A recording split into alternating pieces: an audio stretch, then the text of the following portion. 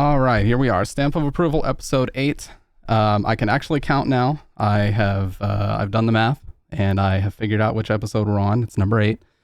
We have another special guest ready for tonight. Her name is GummyLotion. She's a fellow streamer. Also met her through She, our very first guest. And yeah, she's a fellow streamer. She plays a lot of Nintendo games. She's a big fan of the N64 growing up, and recently she's been playing a lot of Twilight Princess. But without further ado, I'm going to go ahead and give her a call, and we'll get started.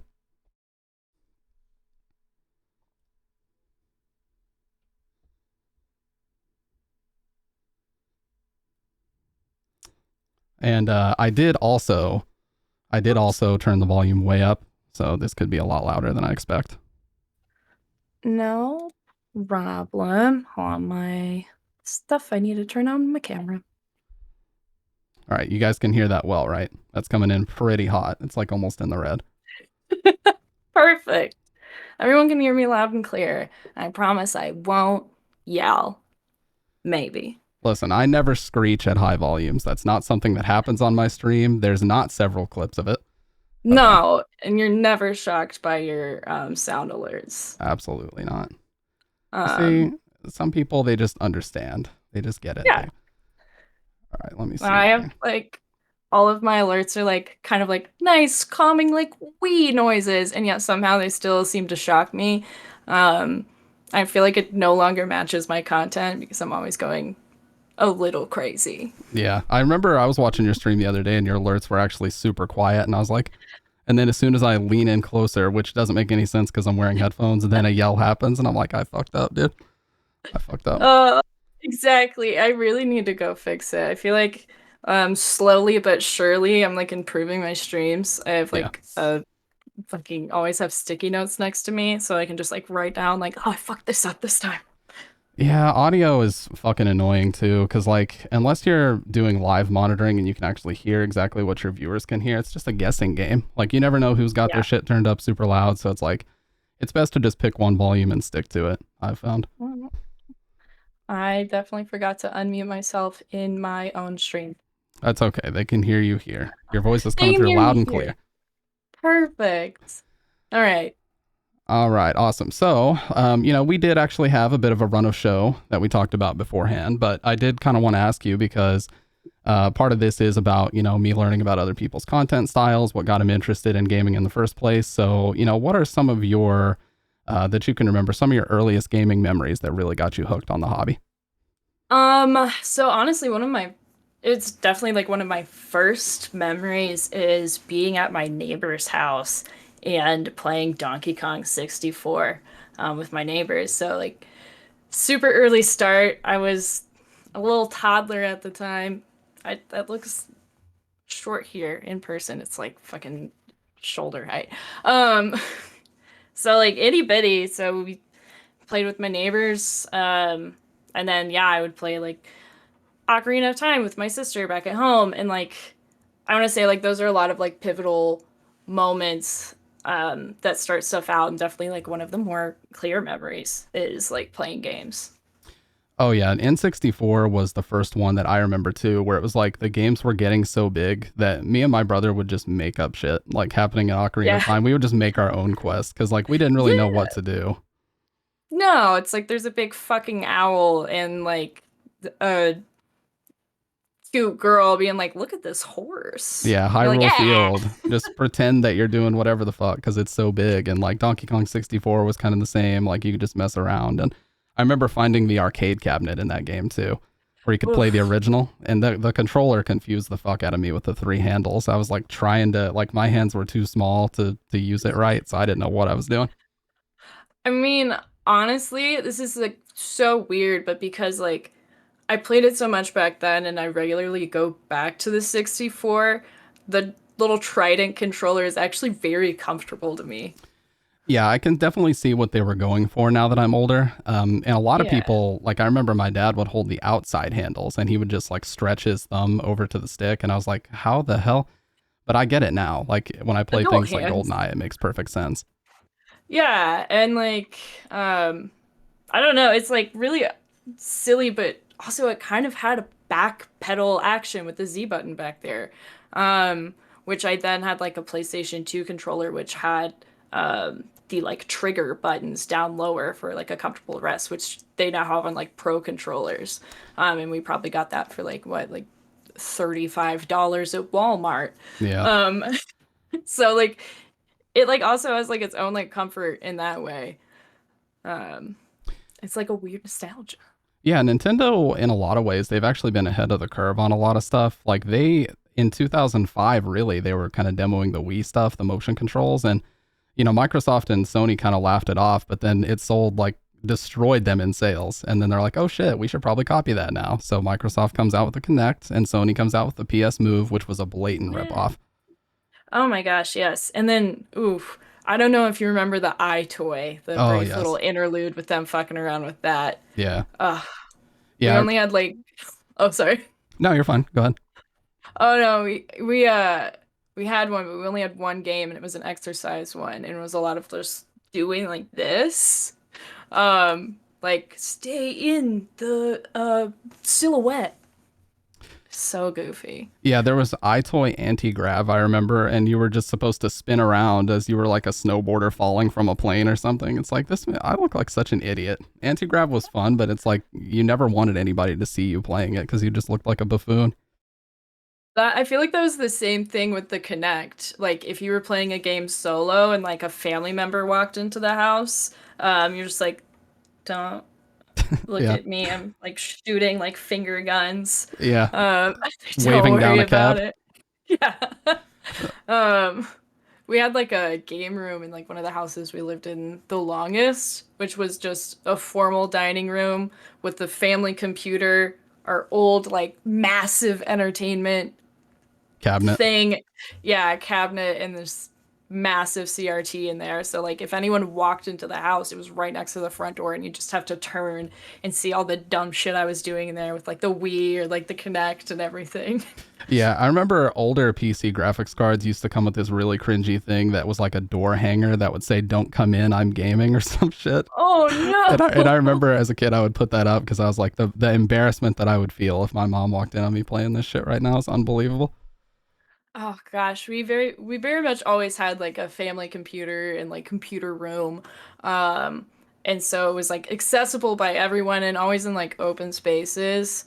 Um and yeah, it was always a disaster. It wasn't until I was like, I don't know, I got a hand-me-down chunky ass Dell laptop when I was probably 13, and then I had like an old PC I had kind of scrapped together from old parts, um, probably around like 15. Um, and like that was when I finally had my own computer in my own room, and all I would do would like hop on Skype with my friends because we lived in the suburbs, nowhere near each other. Yeah, that was the same for me. My first experience getting a computer was like when everything changed. I was like 14 or so, and I was like, I had really strict parents, so I was like, you know what, dude, I'm just gonna watch and just find everything that I've never been allowed to watch. So like I downloaded like Cannibal Holocaust and all the craziest like banned horror movies, and I watched all that shit, dude. I was like, what I they don't like know won't hurt them. exactly. Yeah, I feel like in a weird way I missed an era of like doing like stuff you weren't supposed to do on a computer like as a younger kid.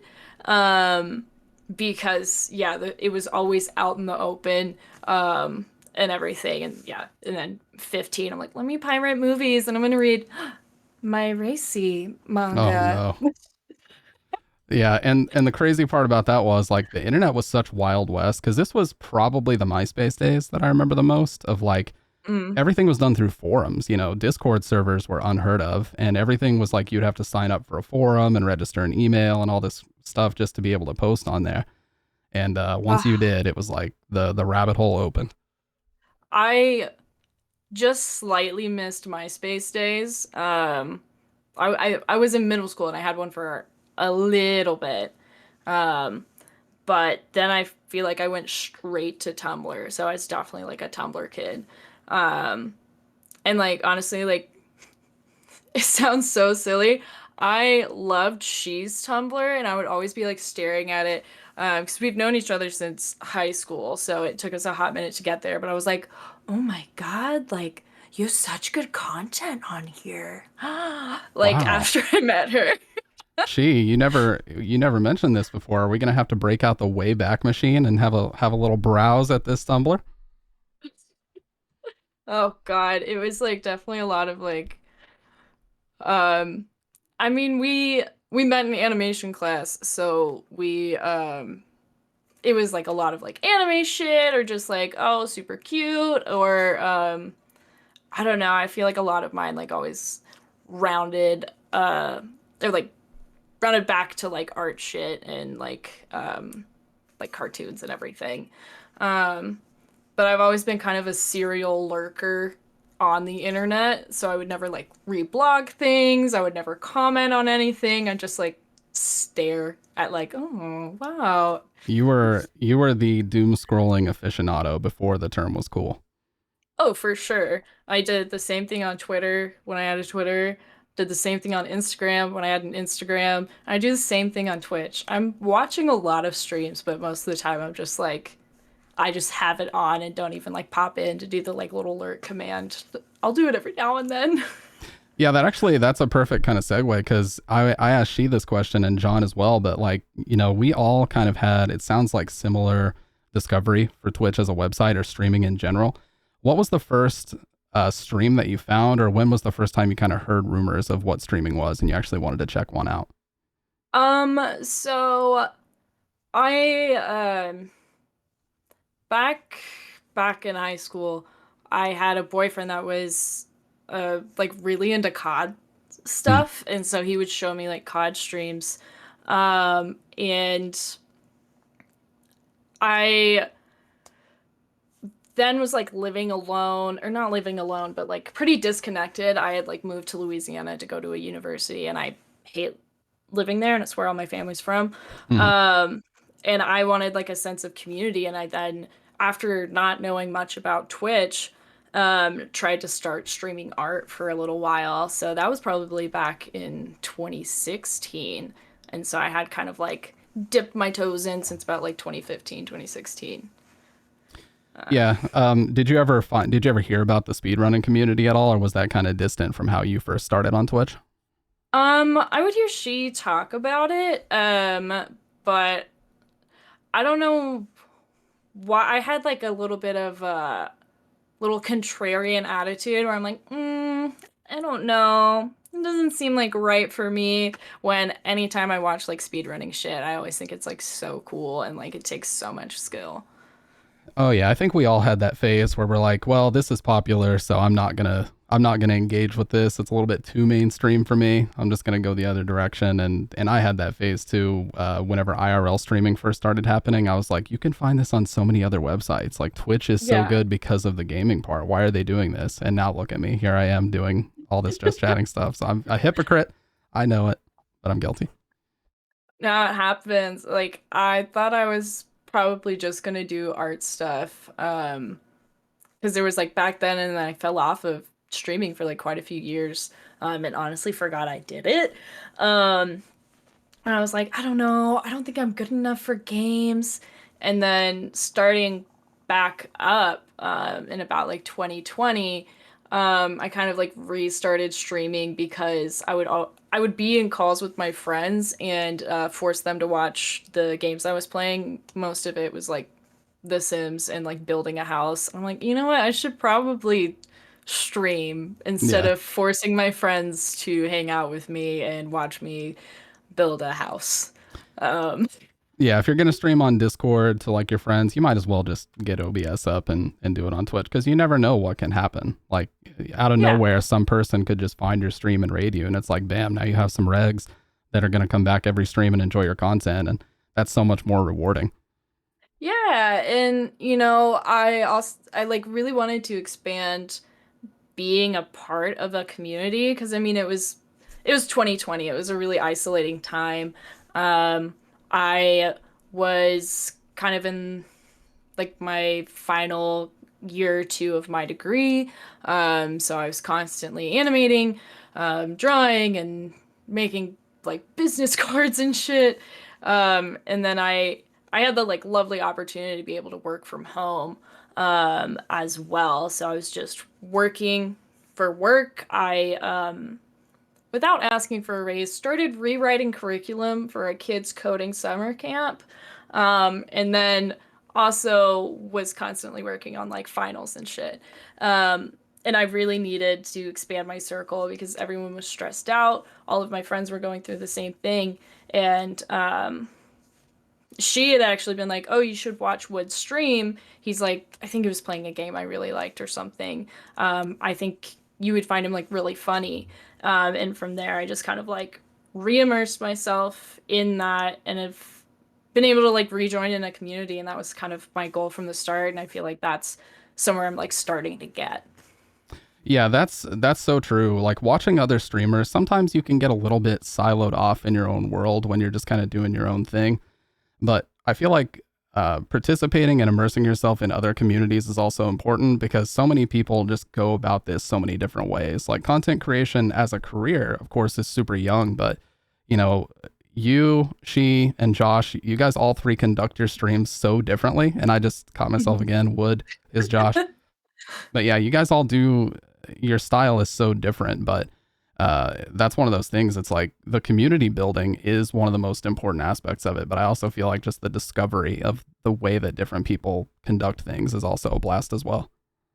Yeah, it's like so cool, and I've like discovered like so many streamers through being a part of raids. And it's really great. I mean, like that's how I first started watching your streams is like a raid from Wood based on, you know, a suggestion from one of his chatters. Yeah. And I couldn't be more happy. Like you're so knowledgeable about the games that you play, and I find it so incredibly impressive. Um, Yeah. it's like just cool. The benefits of replaying the same 7 games in a row. Let's go. Yeah. Eventually, if I didn't know as much as I did, I'd be worried. But good Lord, I've played the same game so many different times. But so, I was, oh yeah. no, you're fine. Go ahead. I was gonna say I was like so surprised when I like popped into a stream right after like finishing up one of mine's, and I was playing Rule of Rose, and I was like so interested to know if you knew much about it. And I was like so surprised that you didn't. You said you like knew some, and it felt very right up like right in your alley. I think it would be so cool to watch you play it too. It's definitely got such similar like vibes to Silent Hill and everything. I was listening to you like reviewing the trailer while I was getting ready. I was like, I just can't chat. I'll get distracted and I have Yeah. to get ready. Yeah. And like it just sounded very similar to like the critiques of like them remaking it. It's like, oh, like we all know like the combat is clunky and like all this like different stuff. Yeah. Yeah, Rule of Rose is one that I would definitely love to get to. The only, you know, what the obvious problem is the rarity. So if I were to play it, look, I'm just going to say it. I'm going to have to play it the same way 95% of other people play it. So I would have to emulate it. But I'm cool to do that. I've just heard that there's some, I've heard that there's some, not quite NSFW, but some like trigger warning type content in it. So I just wanted to take a look at it and see what it is before we play it. But it's definitely on the docket. Yeah, I went into it like pretty blind. My sister and I never got super far into playing it, and I still will avoid spoilers for incredibly old games if I'm like I might play it. So I knew none of what happened, so I didn't have like any like trigger warnings or anything on my stream, and I felt like not great about that once it like rolled around. Yeah, I think that's also one of the things about 6th gen horror is like some of those games, nobody really thought they would be rare or expensive at the time. Haunting Ground is another example, which is a Capcom game. And oh my God, like Haunting Ground, the US version is like 250 to 300 disc only, and Rule of Rose is even more expensive than that. So, Yeah, I think it's rolling around 300 right now. Every now and then I'll check in. I'm like, oh, I feel so impressive.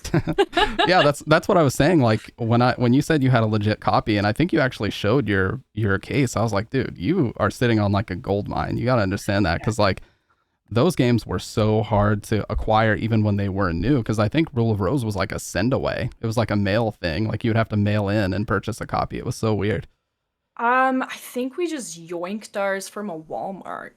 Um, we were far too lazy to like do any mail away stuff. Yeah. Um, and we thought our copy was like bugged, but I told my sister when I played, I was like, no, we were just too dumb to walk around to the other side of the like area with two doors. Yeah. Um, because I mean, we started playing it when we were like itty bitty, or not even itty bitty. We were like probably like 10 and 12.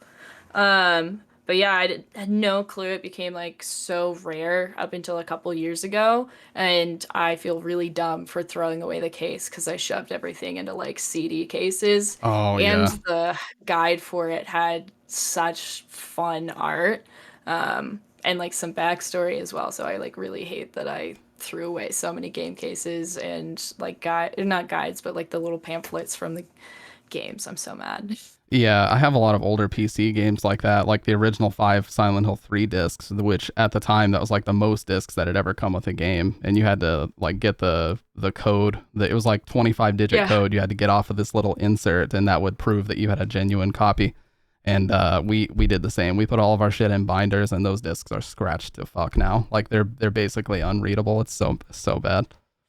Yeah, I don't know what to do with my games anymore because now I just have piles of games just sitting in CD cases. I'm like every time I touch it, it's destroying the game, especially Yeah. my PlayStation 1 games. Like when Wood was up here for She's birthday, like about a week ago, um, of course, like he came in and was like, "Oh my God, your games! Show me your game collection."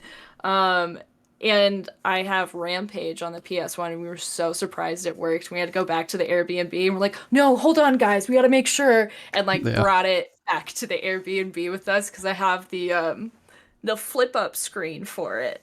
Oh, the attachable. That's really It's cool. the off-brand Mad Catz one, but like, it's so great. I tried to play Metal Gear with it like on the floor. Like it was an awful idea. It was very difficult. Yeah, those clip-on TVs were super unique. They actually made one of those for the 360 as well. A lot of Rock Band players actually. This is just nerdy ass stamp lore, but I used to be really into playing Rock Band drums. But a lot of people would use that because it had like zero lag because it was such a small screen. But you can actually still Yeah. find those things for really cheap. Oh my gosh, I don't doubt it. Oh yeah, Matt mentioning we were playing it under the entryway table because it was the first outlet we found. Yeah. Yeah, that was I feel like that era was pretty unique with just accessories and different things. Like the gun controllers were really fucking cool at the time, and they had to use like this piggyback connector where you would have that yellow video cord, and then there would be a female on the other end, and it would basically like the screen would flash whenever you pulled the trigger. It doesn't work on flat screens that way, but man, the Yeah. accessories and stuff, like you basically had a whole arcade with your PlayStation back then. It was so cool. Yes, like I'm really, really excited to have a CRT right now. I have like a smaller one just recently. I mean, it was from Wood. He brought it to TwitchCon and Yeah. he kept asking me, he's like, "Are you sure you're gonna drive? Because I have a gift for you, but you can't bring it on an airplane." I'm like, Yeah. "A pipe bomb?" Yeah, Like what the hell are you giving me, dude? but now I can play like a lot of my older consoles I'm really excited about because like, the NES, the gun for like Duck Hunter is like based on the infrared like Mm, stuff based yeah. on how the screen flashes. Um so like it's just so exciting to be able to like play my older consoles and consoles like with attachments that rely on that stuff. It's just so neat and weird that they were able to like figure out how to use the goofy ass shit that TVs did to their advantage. Yeah, and it's so like the technology of CRTs is so weird because it's like, 240p and 480i. There's like all these lines that are scanning at like fractions of a second. And I've seen this like slow motion video of how they worked. It's like, how the hell did people figure out how to use this for home games in the first place? This shit is like rocket science. Yes, and I'm like honestly it's like so weird to say, but I'm excited to play games with older graphics on it because of the way like the pixels are supposed to blend together. Yeah. Um, it the graphics are better on a shittier TV. True. Yeah, and no lag too. That's one of the best parts about it. Yes. Oh my God, for sure. So right now when I play my older consoles, it's through like three adapters to stream it. And so the lag, oh, especially when I was playing Toy Story. Oh my God. Yeah, that game in Oof. general looks like torture with or without lag. It looks like torture, but that kind of leads me something I've been meaning to ask a little bit less about sort of online presence and Twitch and different things. Obviously, you don't have to go into too many details, but you were talking earlier about how you were in a certain career path and you kind of had to expand out. Mhm. How did that kind of lead you to the career path that you're in today? And was it kind of a brutal process to get here, or did things just kind of work out along the way? So it's definitely still a work in progress. So personally, my long-term goals is I want to work in kids 2D animation and ideally TV. Um, because I found that was like very pivotal to who I am as a person, is just like games. Like some of my first memories are like watching different TV shows. I was very much like a latchkey kid, and definitely didn't come from families Yeah. with the best lessons in emotional regulation. And like raised by TV would I think like definitely applies. And I always knew I wanted to be like an artist, and then I was like, oh, I hate like painting because when you're 7, you think that's the only type of artist there is. And I tried to be practical. I was like, maybe I'll become a landscape designer for some fucking reason, or an architect, which is math.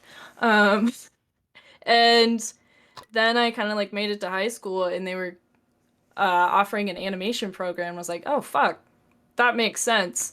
Um, and so I really want to work on the development side of things, and it's as I've like continued to dive further and further into it, honestly, just a big focus of mine is I just want to make people laugh. Like right now, I like take commissions for emotes and stuff, and I started like with making my own, and I was like kind of worried because like I don't know, like this is just like commissions for like one-off things. I don't know if this is where I want to go. But once I started making them and seeing them being used, and like seeing how they make people laugh, or um, you know, the people who use them like laugh and be like, "Oh my God, this is amazing." It brings like such a sense of satisfaction that I didn't expect. And so I just want to like keep diving into that right now. I joke around like, yeah, I have an art degree, so I'm a receptionist. Yeah. It's kind of where I'm like stuck right now. Um, but we're stuck in a stable income until I get my shit together. Um, Yeah, I mean the term starving artist exists for a reason because it's one of those industries that you kind of have to work your way slowly into it. And doing commissions is cool because it's kind of a new strategy to get your name and your work out there. Like in the past, who would have thought that like you can pay your bills and like hold down a place just by doing like Etsy commissions for Twitch streamers? Like who would have ever thought that that could be a career path? yeah. Yeah, no, I mean, ideal circumstances would definitely be like Renaissance. Someone just pays me to like, I don't know, paint their ceiling and just live in their house and make a sculpture. Yeah. That'd be super cool. Like artist residential, like a doctor or some shit. Um, that would be ideal circumstances, but you know, modern times, and it's like so crazy how the animation industry has been affected, which is why I haven't like been super eager to dive back into things, but I don't know. You're likely aware of like the strikes that went on in the film industry. So sorry, I live in Mhm. like the middle of the city, so we're looking into soundproof curtains. No problem. No problem at all. But yeah, I don't. You're probably aware like in the fall when there were the like SAG-AFTRA strikes and the writer strikes and everything. Similar things were happening in the animation industry the year prior, and they would have joined in on those strikes, but due to like the guild contracts that had been written, they couldn't join in until next October. So that was really unfortunate that it wasn't able to be like the whole kind of media community, but it makes it scary for me to like want to dive back into that and like write up my resume when it's like people in like the animation industry, like I think it's like storyboarders have only had a 7% increase in income, like not accounting for inflation. So like since the 50s, I believe. Yeah, it's definitely not one to one, and that's going to be a very interesting conversation sooner rather than later. Is like how quick are people going to start going to AI sources and just putting down, the thing about using AI as art is it can only pull from existing sources. So anything that it creates is going to be some kind of amalgamation of like, oh, the algorithm calculated that it needs this much of this, and so the source material has to be there for it to pull from, but it's just about efficiency. These companies wouldn't give up going to AI to write jokes. Why would they not give that up? They were just gung ho that they refused to give that part of the contract up, and that's why the strikes escalated the way they did. It's like, you know, it's a very scary trend, and I can see, why a lot of artists have skin in that game is because like that's your job getting replaced by automation, very similar to other industries. Yeah. And just over the past, like 2 weeks, so many um, jobs in just all over different like tech and art industries have just been lost to AI. Like, I know this is like a silly example, but I had like over a 200-day streak in Duolingo and I uninstalled it because of like how many people they just laid off to move to AI. And I think Nickelodeon is doing a lot of the same as well. And so people are having weekly Wednesday walkouts. And so Nickelodeon's hiring for scabs right now. Yep. And uh, I think Discord is doing the same. So I didn't realize when I was about to like I almost applied for an internship and then totally forgot about the deadline. But they laid some people off for AI replacements there as well. And it's really scary to see as an artist because people make the argument of like inspiration. And it's like, oh, like every artist, there's like no such thing as an original idea, Hmm. which is, it has its merits, but when you look at then this AI generated image where it's like, oh, this is very clearly someone's signature that got blurred slightly. Yeah. Um, and so that's the type of things that are really scary to look at. So there's that on top of like the pay issue, and then streaming issues as well. So there's no syndication, um, like syndication benefits when a show does well, Yeah. whenever it's on streaming. So imagine if people who wrote on The Office were getting royalties for the amount of times it's been streamed. Yeah. They don't, and that's so crazy and scary. And so, keeping my toes back, Yeah. and finding different avenues. Yeah, and I mean that's the unfortunate situation that artists are put in, and writers and even musicians is like, Spotify pays the lowest rate for musicians. And so, but they're by far the most popular platform, and they have the leverage in those contracts to work that into it that, hey, because you're going to get so many more streams on our platform, we don't have to pay you as much. And they have that leverage, just like the companies that run these animation studios have the leverage to say, yeah, we're just going to go storyboard with AI because it's cheaper, it gets done faster. It's like, yeah, well, are we just completely forgetting that people need jobs, or are we just kind of putting that in the rear view? Like, how are we going to go about this within the next couple of years? Yeah, and they've also started combining a lot of jobs. Like storyboarding used to be so incredibly simple. Like if you look at Batman the animated series, um, those storyboards were very simple. It was just enough to see like this is when a camera cut happens, this is when an action is taken, and this is like the values, so the like black versus white and gray. Um, and then you compare them to how they are now, and it's practically like almost a full animation. Like if an action is happening, like if someone's punching, you're gonna see most of those frames. Yeah, just keep doing that. That's great. I'm gonna see most of those frames, which used to be a whole separate position that would be working on animatics. So getting the key poses, and then you would have an animator then go through and smooth everything out. And then on top of that, you had writers, color designers, background artists, and like you had all of these, and now a lot of it's being combined into the storyboarder position. And so that used to be an easier job to get and apply for. My like high school animation teacher was like, Mhm. "Hey, like no one really thinks about this one. You should like think about gearing yourself towards that." And now it's like one of like 10 positions you can apply for. Um, Uh, so Fractured Reality, or I guess Fracky, you guys call them, I've heard that before, said, I'm yeah. curious if Casey has looked into smaller animation projects run by independent studios or animation work on indie games. Is that something you've looked into in the past? Not as much as I should. And I think that's kind of where I want to start heading. So I want to get myself back into applications like over like the next month or two. Mhm. Um, and I think that's where I'm going to start looking is more independent projects. And I definitely want to work on at least one game in my life. I think would be pretty fucking sick. Yeah. Uh, if I could work on a horror game, I think that would be ideal. Um, they're just so much more fun and like so much like psychological shit shoved together. Yeah. So neat.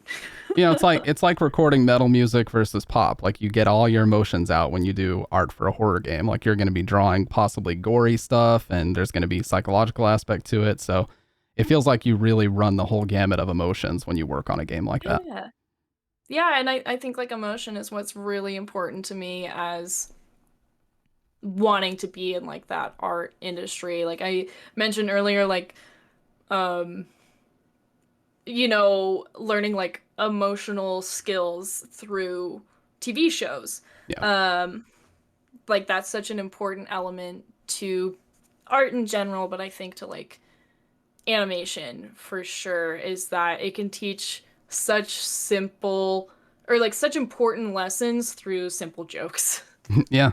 And it's a very admirable career path too, because I think that a lot of kids, I was kind of in a similar situation. Like once I got to a certain age, my parents were just like, yeah, just watch Nickelodeon or watch Disney all day and Yeah. play video games. And it's like, you know, that might be good if you're actually watching kid oriented shows, but then, you may learn some things that maybe aren't so good to be learning about at that age. And that's why I feel like that career path is admirable because, a lot of these kids, maybe they don't have the support at home that they do need to learn how to control their emotions and socialize and make educated decisions on, tough situations they may be put in school and other things. And so, it does kind of become something that gives you a really strong sense of purpose to be in charge of those animations and to kind of put that content out there for kids. Yeah, and like giving a kid like a laugh is so important. Especially if stuff is hard. Um, and being able to like help them develop their own sense of humor. I know it's very specific, but I think that's so important because being able to like understand the fun in something makes every single day better. And I don't know, that might identify itself in the amount of color in my room and home Yeah. is, identifying the fun in whatever you can. Um, Not to say that like punk shit is not identifying fun. It's its own type of deal. Yeah, Full no. respect. I love the eyeliner. Yeah, absolutely. And I think, for me, especially, and I think for a lot of people that I've talked to, it's like when you're that age, when you're kind of younger than 10, that's when the most impactful memories happen for you. A lot of people talk about, some kid in school insulted them when they were 7 or 8 years old, and they still think about it as a fully grown adult, in their 30s or 40s. And, uh, you know, being the sort of counter to that or the foil to that and introducing positive memories for them is way, way more important than you may think, because that person might think about that when they're in a dark time in their life. they may come back in their 20s and 30s and be like, you know what, that made a really positive impact on me as a kid. And you may not even think, that you're putting it out there. So, Yeah, and it's like oh, it's such a very long-term goal, but I want to be able to work on something that can inspire nostalgia. So, one of my like previous partners, like watching him watch Gundam and seeing that like sparkle in his eyes, like mhm. that is like something I want to be able to do is like be able to have someone look back at something that was important to them when they were a kid and like relive that special feeling. Yeah, and it's tough too because there's just so much out there. It's like you're never going to be able to win in certain scenarios. Like some parents, they just let their kids loose on the internet, on online game services. They call them like iPad kids, like Gen Alpha. So, I mean, you're never gonna win every battle, but it's like, we can do what we can to try to make sure that Yeah. people still live fulfilling lives. And I could never, I mean, I don't have any kids. I don't plan to have them anytime soon, but I could never imagine just like sitting a kid in front of an iPad all day and just doing my own thing. It's like, what was even the point of having a kid? Oh no, I mean as important as I find like kids media, I am fucking terrified of them. Yeah. One wrong word and you fuck those guys up. Yeah. Which is so funny because I was a kids tutor, coding tutor for a while, and then I've now worked at a kids swim school for the past 2 years. I don't do much interaction with them, but they slowly have identified me as their best friend, despite a whole wall of a Mhm. desk being between us. Yeah. They freak me the fuck out. Yeah, I've heard about like, and this isn't even necessarily a conspiracy theory, but I've heard about like some kids shows in the past kind of sneakily including adult stuff in there and it's like, oh, that's so that both parents and kids can enjoy it. But it's like, well, I don't like the fact that some of them are using like innuendos and different things like that. It's like, I feel like that skirts the line of what is appropriate to put in a kid's show, but I mean, maybe I'm just old Yeah. fashioned. Like, if it's a movie, I feel like that's a little different. Like Shrek Yeah. was, a movie that was trying to appeal to everyone, but your parents not sitting down with you and watching Cartoon Network yet, or no, this was Nick. Yeah, yet Ren and Stimpy, it was like stated that some of their goals was to see how much they could skirt past the censors, Hmm. which then it turns out that the creator was a total fucking creep. Um, but yet at the same time, you could barely even insinuate a gay relationship. But I Yeah. think in Rocco's Modern Life, wasn't he like actually working at a what are they called? Like a sex call center? Yeah. That was the insinuation. And then there was also like Cow and Chicken had the I can't remember if it was Cow and Chicken that had the devil in it, but there was also Powerpuff Girls that had him, who was basically the devil. Like he was red and he Hmm. had like the pitchfork and everything and was always dressed very provocatively. Yeah, I loved Cow and Chicken and like yeah, just so many weird like butt jokes with the devil, like Yeah. very classic like cheek, like C cheeks. Yeah. Yeah, Powerpuff Girls was one that's kind of weird too because they'd had like the mayor and secretary dynamic going on while the episode's happening. You just get like all this weird innuendo with the secretary. It's like, what were they thinking, man? That would never I fly know, and nowadays. never seeing above here. Yeah. Hmm. Although I still somehow had the biggest, fattest crush on her.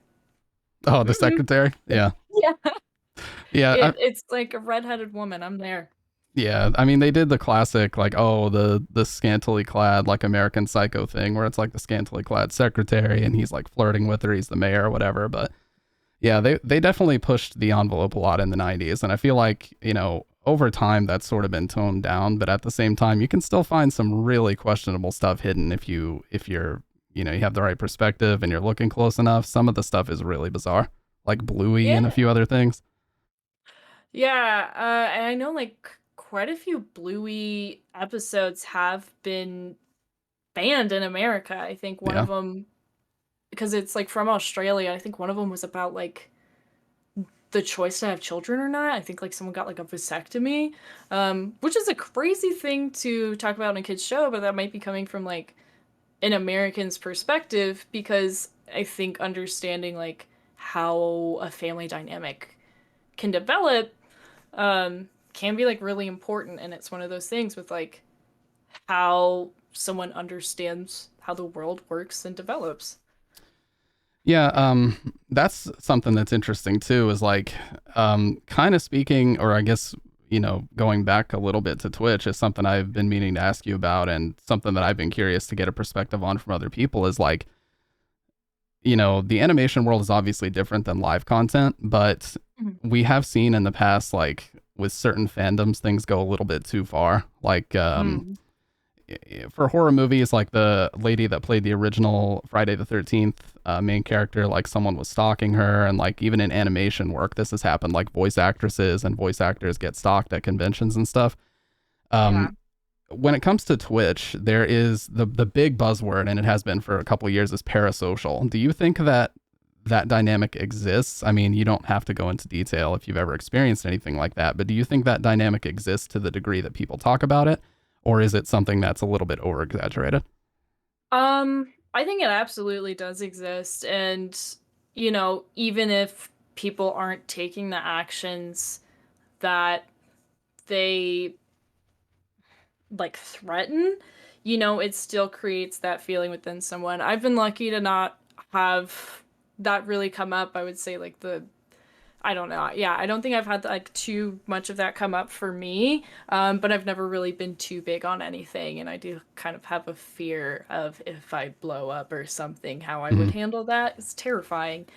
Um, but yeah, people can definitely get parasocial. I've like seen it happen to people. And yeah, again, if they're not, even if they're not, say, going to take the action of breaking into someone's house, if they're making someone feel like that's a possibility, that's still not fucking cool.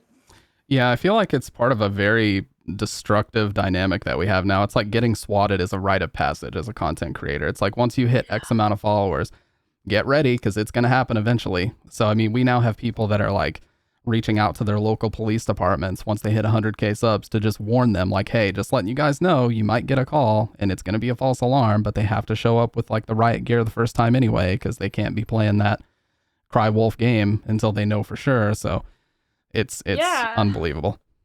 And there's a reason there's a rise in VTubers, um, and PNG tubers and anything along those lines.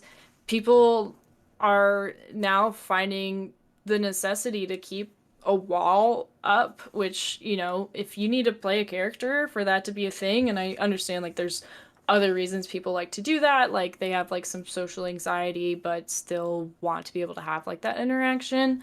Um, but like for a lot of people, it's because they don't want people to find like that attachment. And yeah, there's so many reasons for that community growing, but it's just so awful that that is a thing, and yet their identities still get revealed, either through like an accident with their like Their software. software, Yeah. yeah, or whether it be due to someone like finding their shit, VPN still managing to get the IP address and all sorts of different crazy things. Yeah, that's what's also nuts too, is like people can't even do proper setup videos anymore because there's there's motherfuckers out there that will like go to Zillow listings and they'll compare the house before it was bought versus when it was bought because they know where the person lives generally. And like a lot of the big content creators are in like Austin, because of the Mm. tax situation, or they're in LA. So they're like, okay, we'll look for LA and we'll look for a house that looks similar to like this angle in the. It's nuts the way that they do it, but like you can't even do a proper setup video anymore unless you just have like dividers or curtains everywhere. That's why like I can't remember his name. The guy who has like the Japanese dividers behind him. He recently got a big YouTube contract. Mm. Saikuno. Um, yeah, I watch Saikuno, anime and stuff. he has to put those dividers behind him because if he showed his room, these fucking parasocial people would find out where he lives. Yeah, Linus from Linus Tech Tips blurs out his windows for that reason. It's crazy. Yeah, like it's like a very niche thing, but she's a Ukrainian fashion historian. Mhm. Very niche, but she was giving like a tours of like she's been renovating her 1920s apartment and she was still blurring out her windows because just the fear that someone could possibly get that attachment, be that fucked up, and who knows if she's already had some of those interactions. That's even if you're like prepping for it, to feel that necessity is like crazy, and I really need to stop talking about it's I live in a very specific spot. Yeah. Um, there's only two possibilities of the block I can live on, so I have got to stop talking about that. Yeah, I mean that's the thing too. It's like, being anonymous on the internet and having that anonymity that a VTuber has is super important, I feel like, for some people, because even things like Dream keeping his identity and his face hidden for so long is like the first thing that people do is immediately start digging and trying to find out, oh, what does this person actually look like? Let's look at for like somebody leaked like Dream's high school photo years before he did his face Yeah. reveal. Like, what is the point of doing this digging? Like, can we not just respect that they want to be anonymous? Yeah, and it then like kind of leads into the milkshake duck situations too, which it's good to know who's fucking awful, but oh God, it'd be so cool if I could just blindly enjoy things. Yeah, and Um, well, that's what I think is also fucked up is like there's people who just get out of content creation because they know that that's an inevitability. Is like there was an artist recently, I forget the person's name, but like they made an animation that pissed off a lot of people about women or something like that.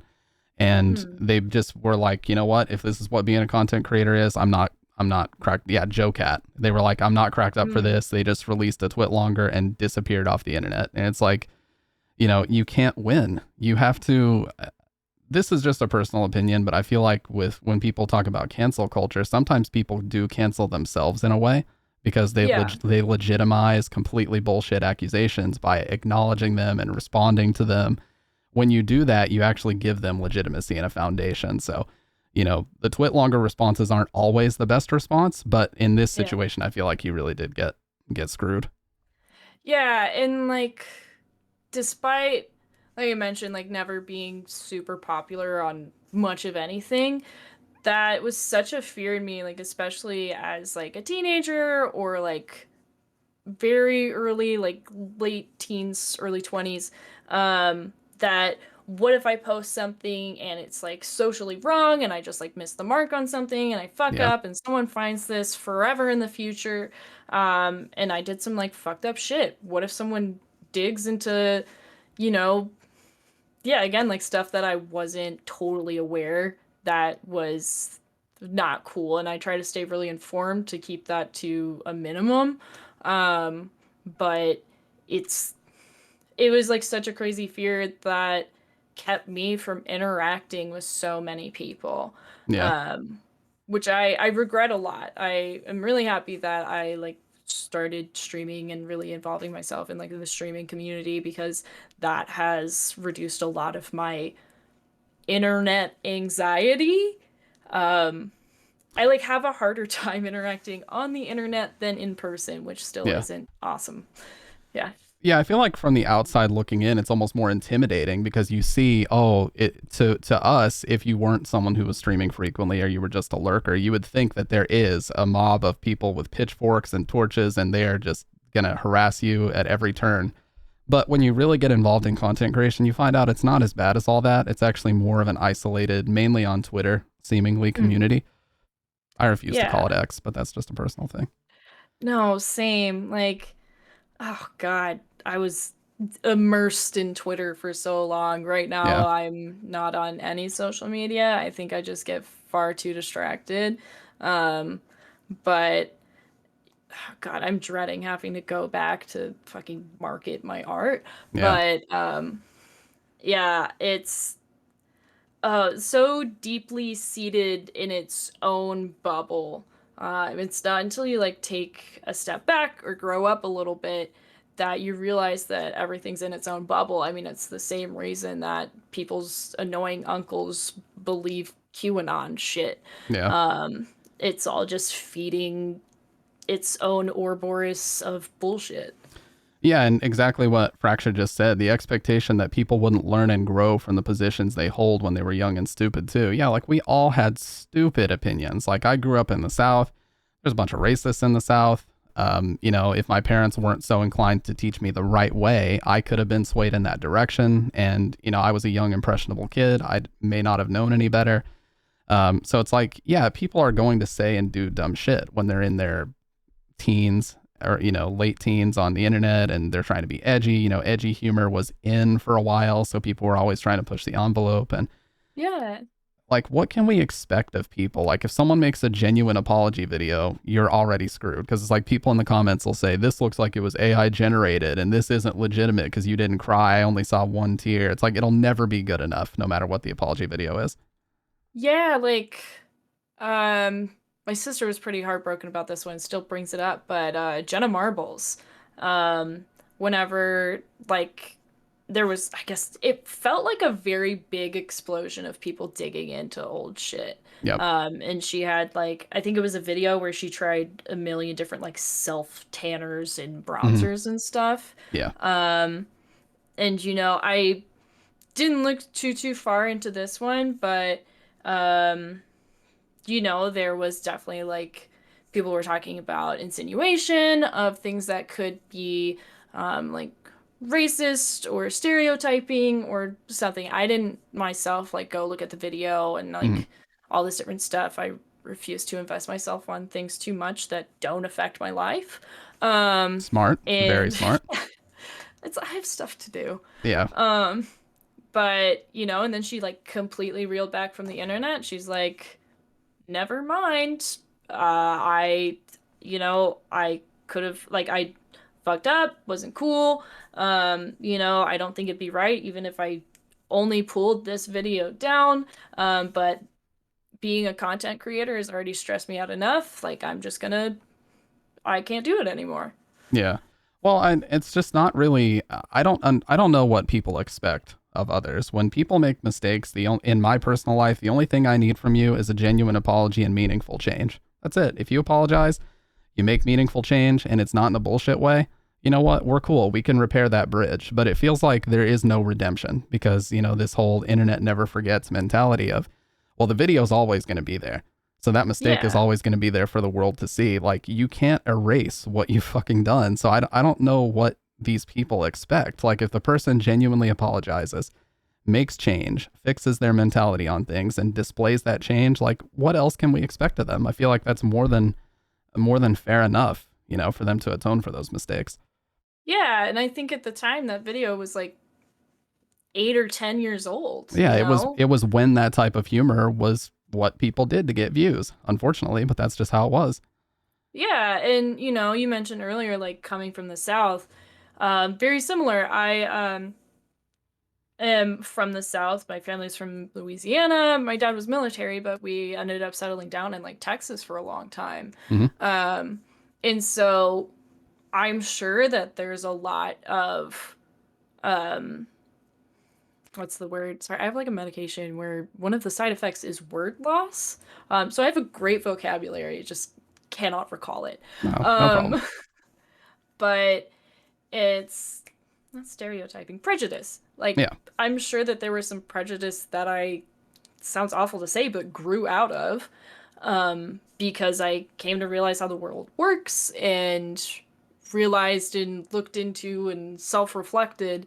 Um, but you grow as a person, and you see how things work. You realize those deep-seated things. Yeah, you only know what you know. Yeehaw. Um, True. Yeah.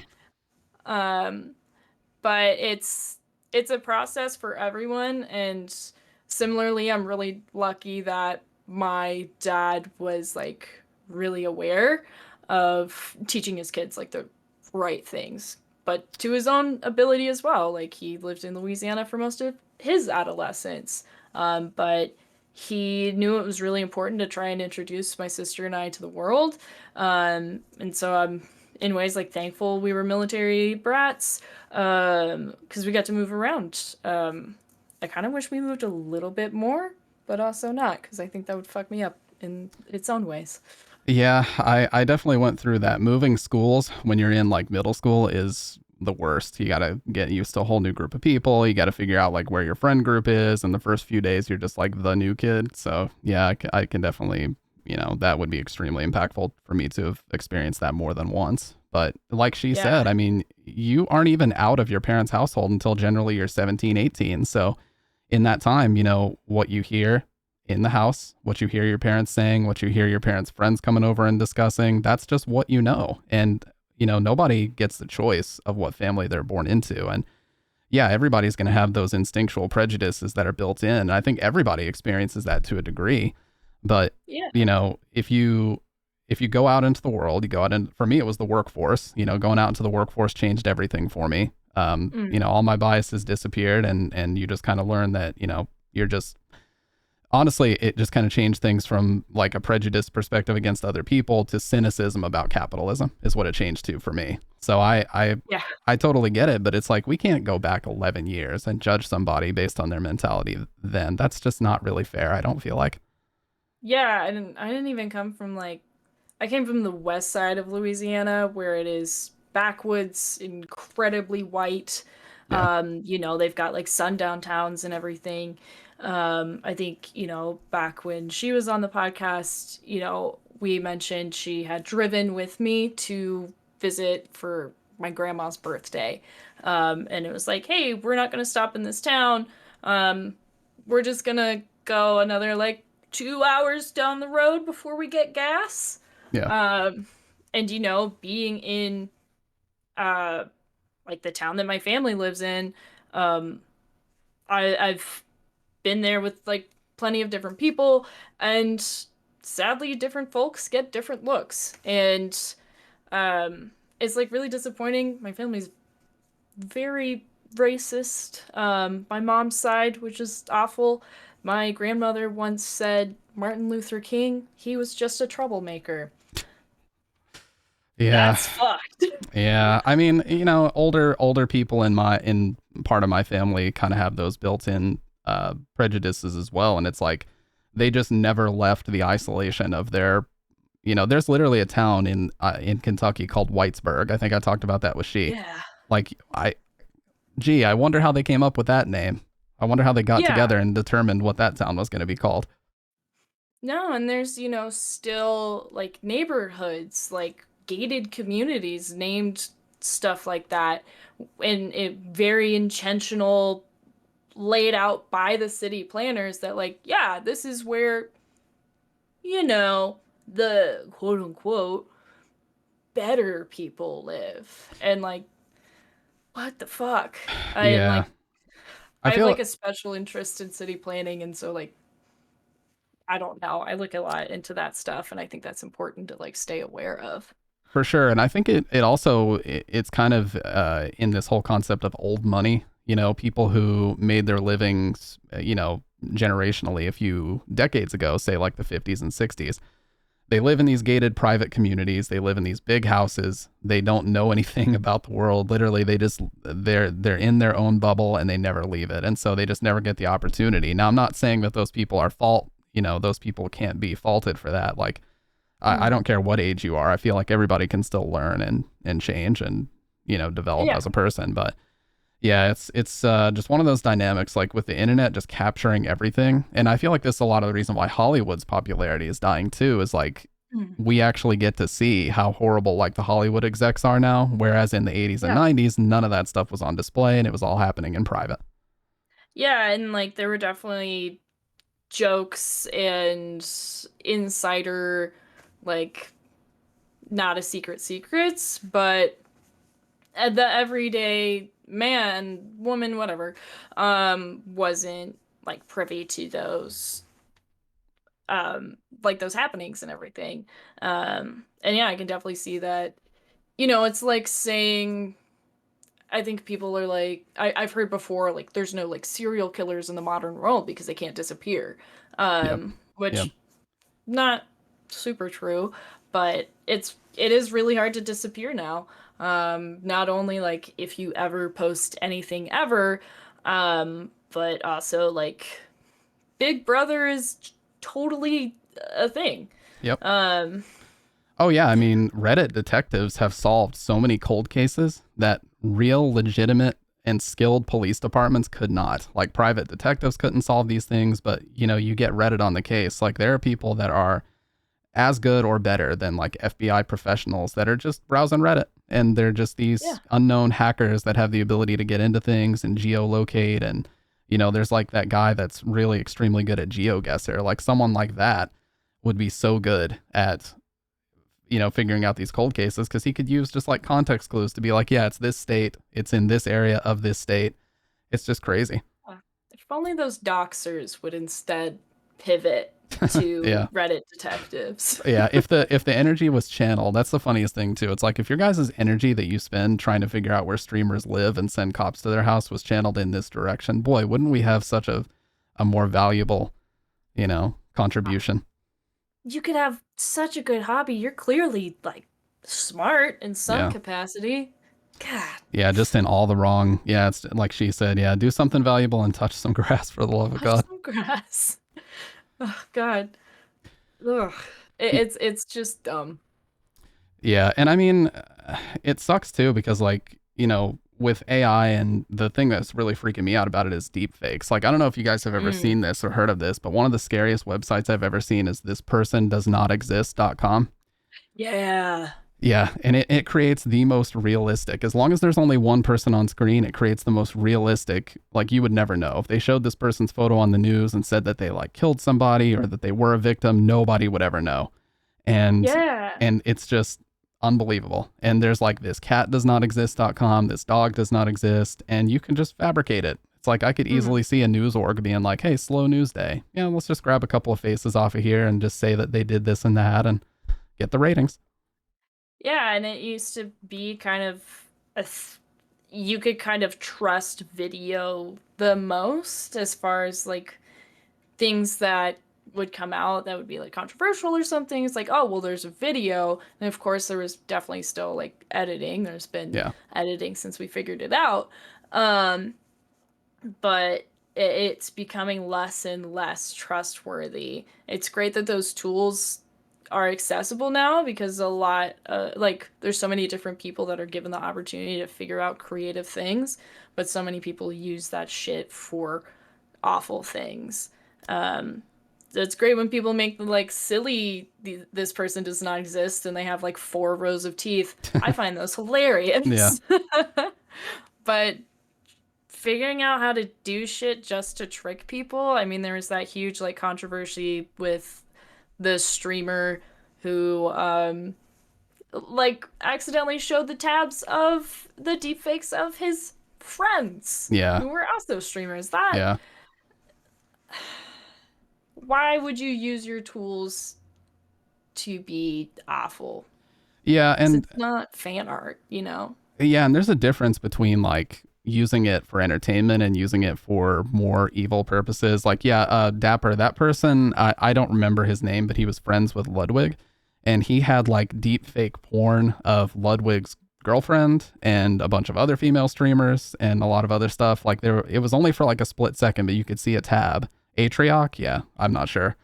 But yeah, you could only see it for like a split second, but he had apparently paid to have this stuff AI generated. And that's why they were so upset, because like they had worked hard for years to make sure that they weren't putting themselves out there sexually. They weren't trying to be one of those, because, we know the type. There's a difference between the 18 plus just chatting streamers that do like all the edgy stuff and people that mainly just sit and talk and wear completely normal clothing. And they had tried so hard to build their brand around being not, out there that way and not sexual. And it was just basically taken away from them because somebody was just generating porn of them.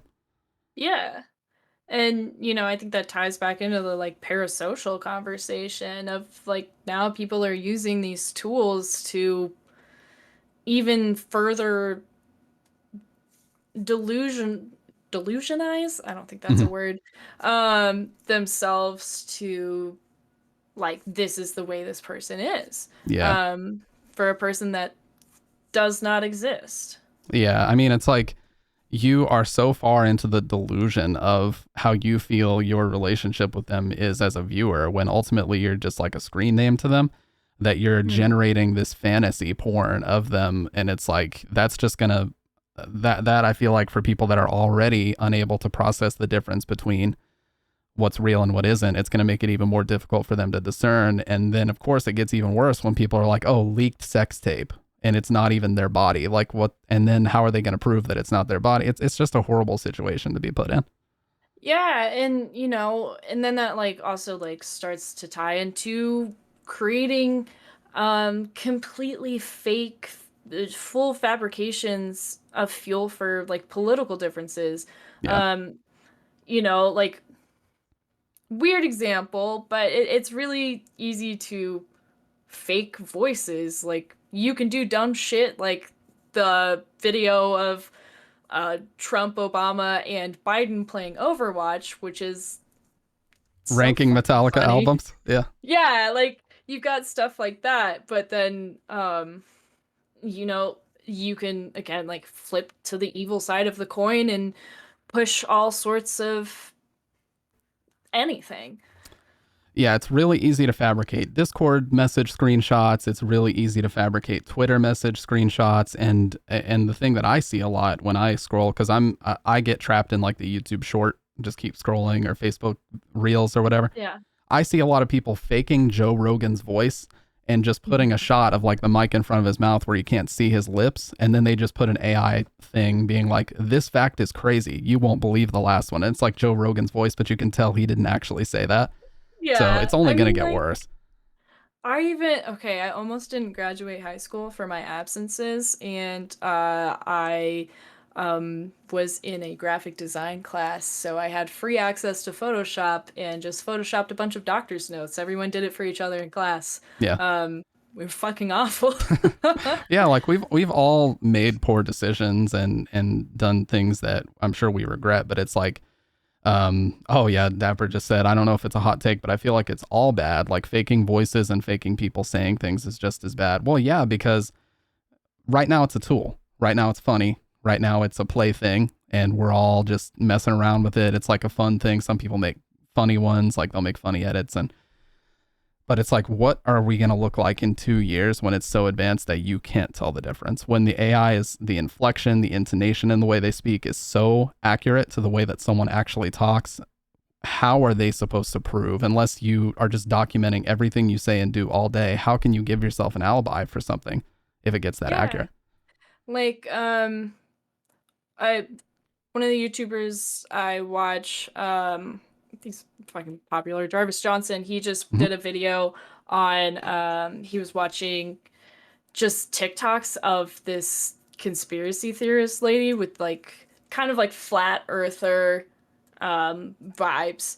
And she had like used a photo and he's like, I don't think this means anything because there's like proof of giants and shit. Yeah. And so he did a full deep dive, different way back machine look into things. And it's like, oh, this is from a Photoshop competition in 2006. Yeah. Um, like there's a reason it looks real. It's because it was a payout competition on a website that's now defunct that people who are not looking that far into things are believing is true.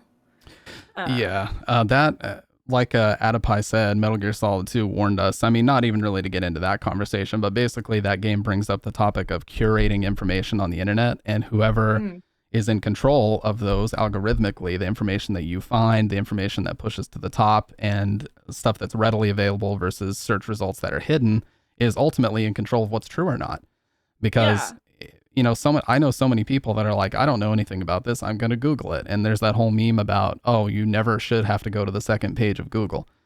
So yeah, nobody deep dives, they just look for the first row of results, and if you get a bunch of bullshit in the first row, then all of a sudden you've now believed misinformation and you're on that train. yeah. And I think that was actually the first stream I saw of yours was the end of Metal Gear Solid 2, and like you were like going through all that, and it Yeah. was like mind blowing that that came out with Metal Gear Solid 2. But um, yeah, it's just absolutely wild. And there, I have a friend that is like really into conspiracy theories, but he definitely like traps himself in its own his own views and gets caught in like the really dumb bubbles, but it doesn't Yeah. look dumb to him.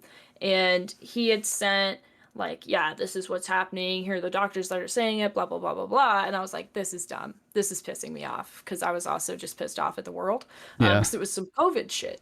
Um, and so I was like, you know what, fuck this. And I like deep dive. I look into these doctors' credentials, blah blah blah blah blah. And like, turns out these doctors aren't that credible. They have doctorates from places that aren't the most strict on how to get a doctorate, and have been debunked on so many different things. And I was like, look at this. And he's like, oh, well, you used Google.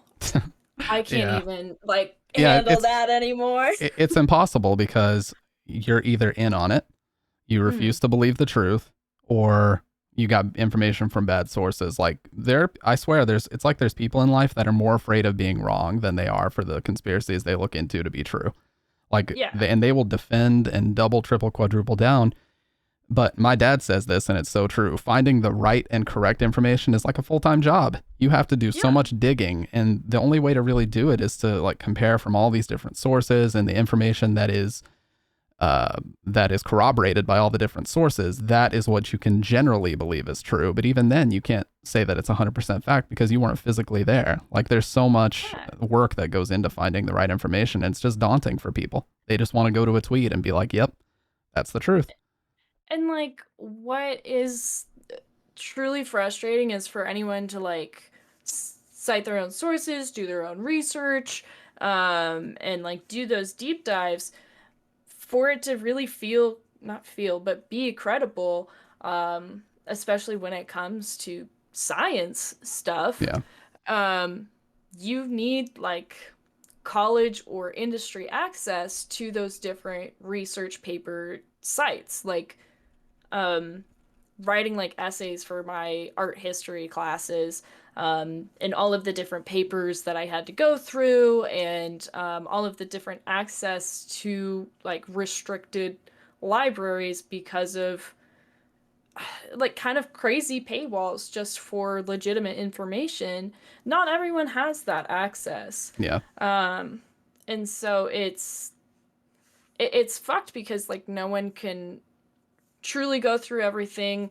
You know, if you like just read something off of Wikipedia, who fucking knows? Yeah, that's the thing too. It's like just like people can't handle the responsibility of anonymity on the internet, some people can't handle being presented with so much information, and a lot of people want to use it for pretty, dark things. Like they want to put out misinformation to boost their click-through rates, and they want to boost their CPM on YouTube, and they want to get their crazy thumbnails of like, oh my Yeah, God, this doctor said like what a red about COVID? arrow, like Yeah, red arrows and like, clouds of smoke everywhere. It's like, circles and shit. yeah. And they just, and clickbait is part of the YouTube engine. It just is. Like Yeah, it keeps the gears of YouTube turning. It keeps people on the site, and YouTube encourages people to do that to up the watch time. yeah, But it's like, at what point are people going to be held responsible? And there's actually a big lawsuit right now because now I can't say the name, but there's basically a dad who alleges that his son was radicalized to join a terrorist organization because YouTube was suggesting and serving the kid those videos. And if he wins this ooh, lawsuit, it's called Gonzalez versus Google. If he wins this lawsuit, the way that algorithms work on every social media platform has to fundamentally change. yeah. And while algorithms are great for discovering new things, they are new to you in the topics that you already like. It is, Yeah. yeah, that bubble. It's the same reason people get stuck in conspiracies or radicalized. I didn't know there was a lawsuit. I definitely want to follow that because, Yeah. yeah, Jesus. Well, we know, just based on the context of the case, we know that YouTube doesn't really have a strong defense because they've been trying to recruit YouTubers with over 1 million subs to do affidavit statements. They contacted this guy named Captain Sparkles, who's a big Minecraft YouTuber, and he made a Yeah. video about this. They basically want to get them to make sworn statements saying, I've never seen this type of content being served. It's like if you're resorting to that, you probably don't have the strongest defense in the world.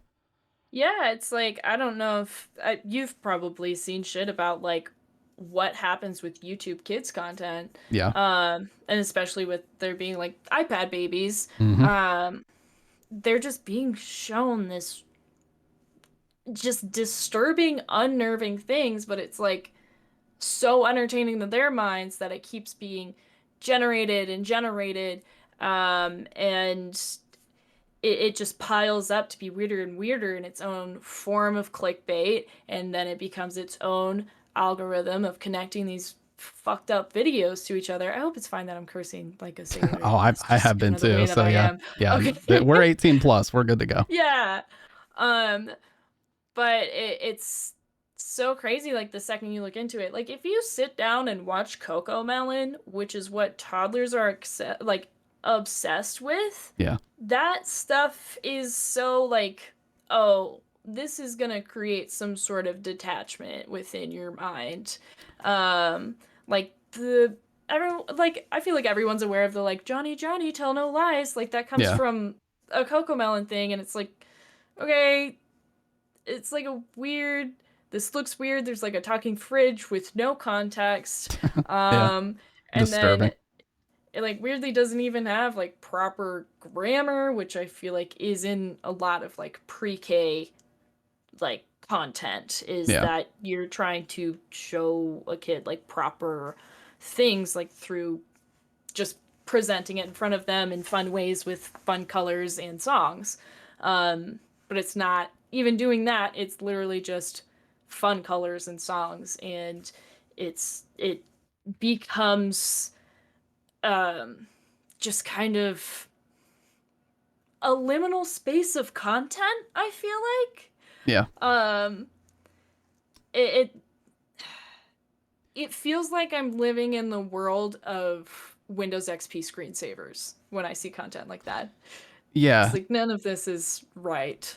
Yeah. 100%. It brings up the conversation of like education versus stimulation. And I feel like they're going more, we just want to stimulate the kids and keep them watching, keep the eyes on the content so that our ratings go up and our revenue increases. But it's like, at what point are you forgetting the fact that these are supposed to be foundationally equipping these kids with the information that they need? You know, Yeah. something that I really advocate for is we need financial classes for kids that are in like, I would say Mm-hmm. starting in middle school. Like teach them about a fucking credit score, teach them about you know, how to manage a credit card, how to do all these things, because like these are skills that people are not equipped with, and when it comes time that they need to use them in the real world, they don't have them. So you know, Yeah. you can make this stimulating content all you want, but it's like, what is this doing? What is this contributing? Yeah. Like, God, I'm sure statistics would have been far more useful to me as a middle schooler than geometry. Yeah, yeah. Um, I don't know when I'm gonna need to find the. I forgot to turn off my sound alerts. Oh my god. Oh, I didn't hear that. It's okay. It didn't come through here. No, no, it shocked me. It's just like a fucking fart reverb. I'm actually kind of sad it didn't come through. um, but God, who's doing that? We're gonna turn that shit off. Um, God, now I've lost my whole train of thought. You Who were knows where saying that went? like it with stimulation and education, you were saying that it kind of brings up the whole conversation of like, you know, what was useful to me in school versus Yeah, like, and for the same for me, it's like I spent so much time sitting there fucking graphing parabolas on my TI-84 while my teacher preached to me that I would never have a calculator in my pocket everywhere I go. And it's like, I really wish I could have had a class on how to manage my credit score, how to maintain, you know, good interest rates when I need to get a house, when I need to get an auto loan. But instead, I had to basically learn all this stuff on the fly because nobody was there to coach me through the things that I actually needed in life. yeah, and you know, when I was taking pre-cal, the only examples that my teacher could come up with would be using superheroes um as examples of like, okay, if Superman needs to stop an asteroid from hitting the planet Earth, at Yeah. what angle does he need to fly in at which velocity to stop it from hitting this specific city? Yeah. Like, Very based in reality examples we're working with here. Yeah, like that is not the important thing. I'm not gonna go into astrophysics. That's not kind of like the basis I need in my life. If Hmm. I was interested in it, I would take classes Yeah. for it on purpose. Yeah, we need more variety in high school. Like, yeah, there's electives, and we had a system where like you could choose to go art or music. You could choose. We had a class called From Books to Hollywood, where people could look at like the translation methods in literature and movies and different things. But it's like that's entertainment. That's the entertainment industry.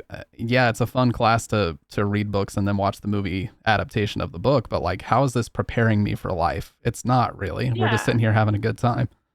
Yeah, not unless you're like diving into directorial choices, Yeah. or anything. And I know I was really lucky to have what was called the Career Center. Um, and, I was able to take animation one and two, graphic design one and two. I took video game design. I got to do like all these different things, and I know that that was a lucky opportunity to be able to make those choices because I know so many people where they didn't really have a choice, and they're like, yeah, I took this science class that I didn't fucking care about, and I failed all of my shit because I wasn't interested. Though I did take plant and soil science as an elective, not interesting. Learn Yeah. a lot about loam. Yeah. Adipie said colleges today are still a gigantic waste of time unless you want to work in research. Yeah, we called it the Gen Ed vortex, and I knew so many people that were in it. It's like semester after semester. Oh, getting my Gen Eds out of the way. It's like, bro, you're in your fourth semester. You've spent 40, $50,000 at our university. It was even more, and you're just doing Gen Eds. Like, you got to make a decision, man. You're encroaching on 100K of student debt, and you don't know what you want to do. Yeah, and I'm thankful for like my art history classes, but like I for a second, whenever I was trying to be realistic, and be like, where do I want my life path to go? I was like, maybe I'll be a history teacher because I do really love history. And I was like, that's not gonna pay me any better than art. Um, and then I did start going to school and was taking like my first art history class, and I was like, fuck, I love this. What if I do art history? And I was like, wait, then I'd just be an art history teacher. There's not really any other choice. Yeah. And which is like really disappointing because it's really important stuff to know, like history repeats itself. If you don't know history, you'll make the same mistakes. Um, but like and I find it so incredibly interesting that finding a pot in the ground can tell us so much about society at that very moment in time. I Yeah. find that so fascinating, although the amount that I had to learn about flying buttresses, I swear to fucking God. Yeah, I had a class because I was going into computer information systems or CIS, and when I got into coding class, I immediately was like, yeah, this is not for me. Everybody came in all excited, and then once we had hit like the third week of us just looking at presentations of fucking just gibberish. I mean, code. You know what code looks like? It's fucking slashes and X's, Oh and it God. looks like just a gigantic algebra formula in front of me, and for the third week in a row, I'm just like, I this is just not what I want to be doing. So I dropped that class Yeah. and I was done. But I did really quickly want to mention we've been going for about an hour and a half. Do you need a break or do you need water or anything, or are you good? Um, nah, we're solid. Okay, cool. Yeah, I just Let wanted to me ask like because I know it's getting kind of late for you. sound alerts. Oh no, I know it's late for you. Like, good Lord. I am usually up pretty late. Same. Yeah. Pretty late. Gosh, I wish I had more time for streaming, but I work like doubles and then I come home from work and I'm like rushing home at 7:30. I'm like, okay, I'll get this together. Yeah. Um, and then I stream for like several hours. Yeah. And I'm I a love it. major night owl as well, but it's like you just know once you hit like the That's 1 to 2 special. a.m. mark. Oh, appreciate that. You just know once you hit like the 1 to 2 a.m. mark that shit's just not going to be the same. It's like I'm not going to have the energy I need tomorrow. Yeah, and um gosh, like mental health note, little bop on that. So I have bipolar disorder, and whenever I'm like experiencing any sort of fluctuation, it affects sleep a lot. So if I'm like, dipping into a depressive episode, I cannot stop sleeping. If I'm dipping into a manic episode, I cannot go to sleep. I do not feel the urge. Hmm. And that's kind of been like where I'm at lately. And I'm like, 4:30, ugh, feels kind of like a bad, bad choice. I have Yeah. work in 5 hours. Yeah. Sorry, I don't mean to derail. I need to turn my sound alerts off as well, but thank you, Tap Water, for the 10 gifted subs. I really appreciate that. I'll call those out later since we're having a conversation right now, but thank you for that. I appreciate that. Um, yeah, that's that's so fucking crazy. You know, I think everybody at one point or another goes through that where you're just kind of knocking classes out and you don't necessarily know what you want to do in life. But Salt said in the chat, like, I feel like I've ruined my life for not just doing something instead of being scared and not doing it. Um, Yeah.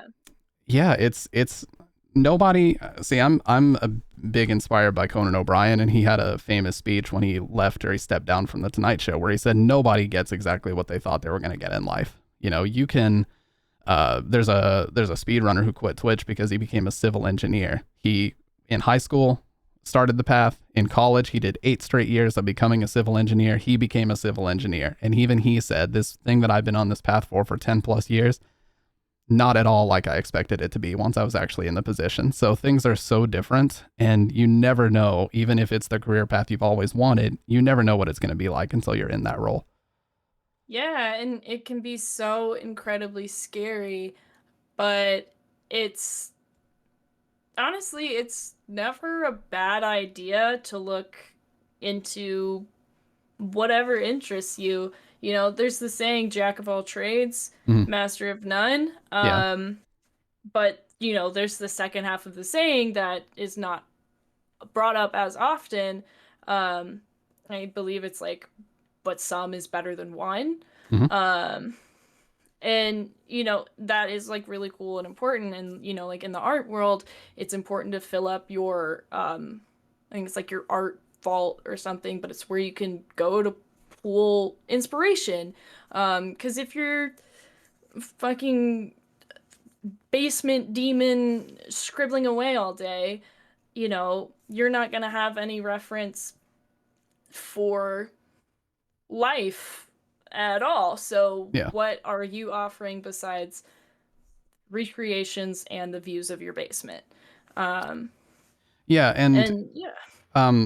you can feel free to not go into this as deeply as you want, but you mentioned, with your bipolar disorder, that's something that unless you're out in those social situations, it feels like it's really tough to determine how to kind of balance that. Is that kind of what you've noticed in your experience? Yeah, and I have no qualms being like vocal about it. I like prefer to be vocal about it Mm. because, it's uh better to ask for what is it, like permission than forgiveness, but Right. instead like asking for understanding instead of like, holding away and be like, I'm so sorry, like we'll get it together. Yeah.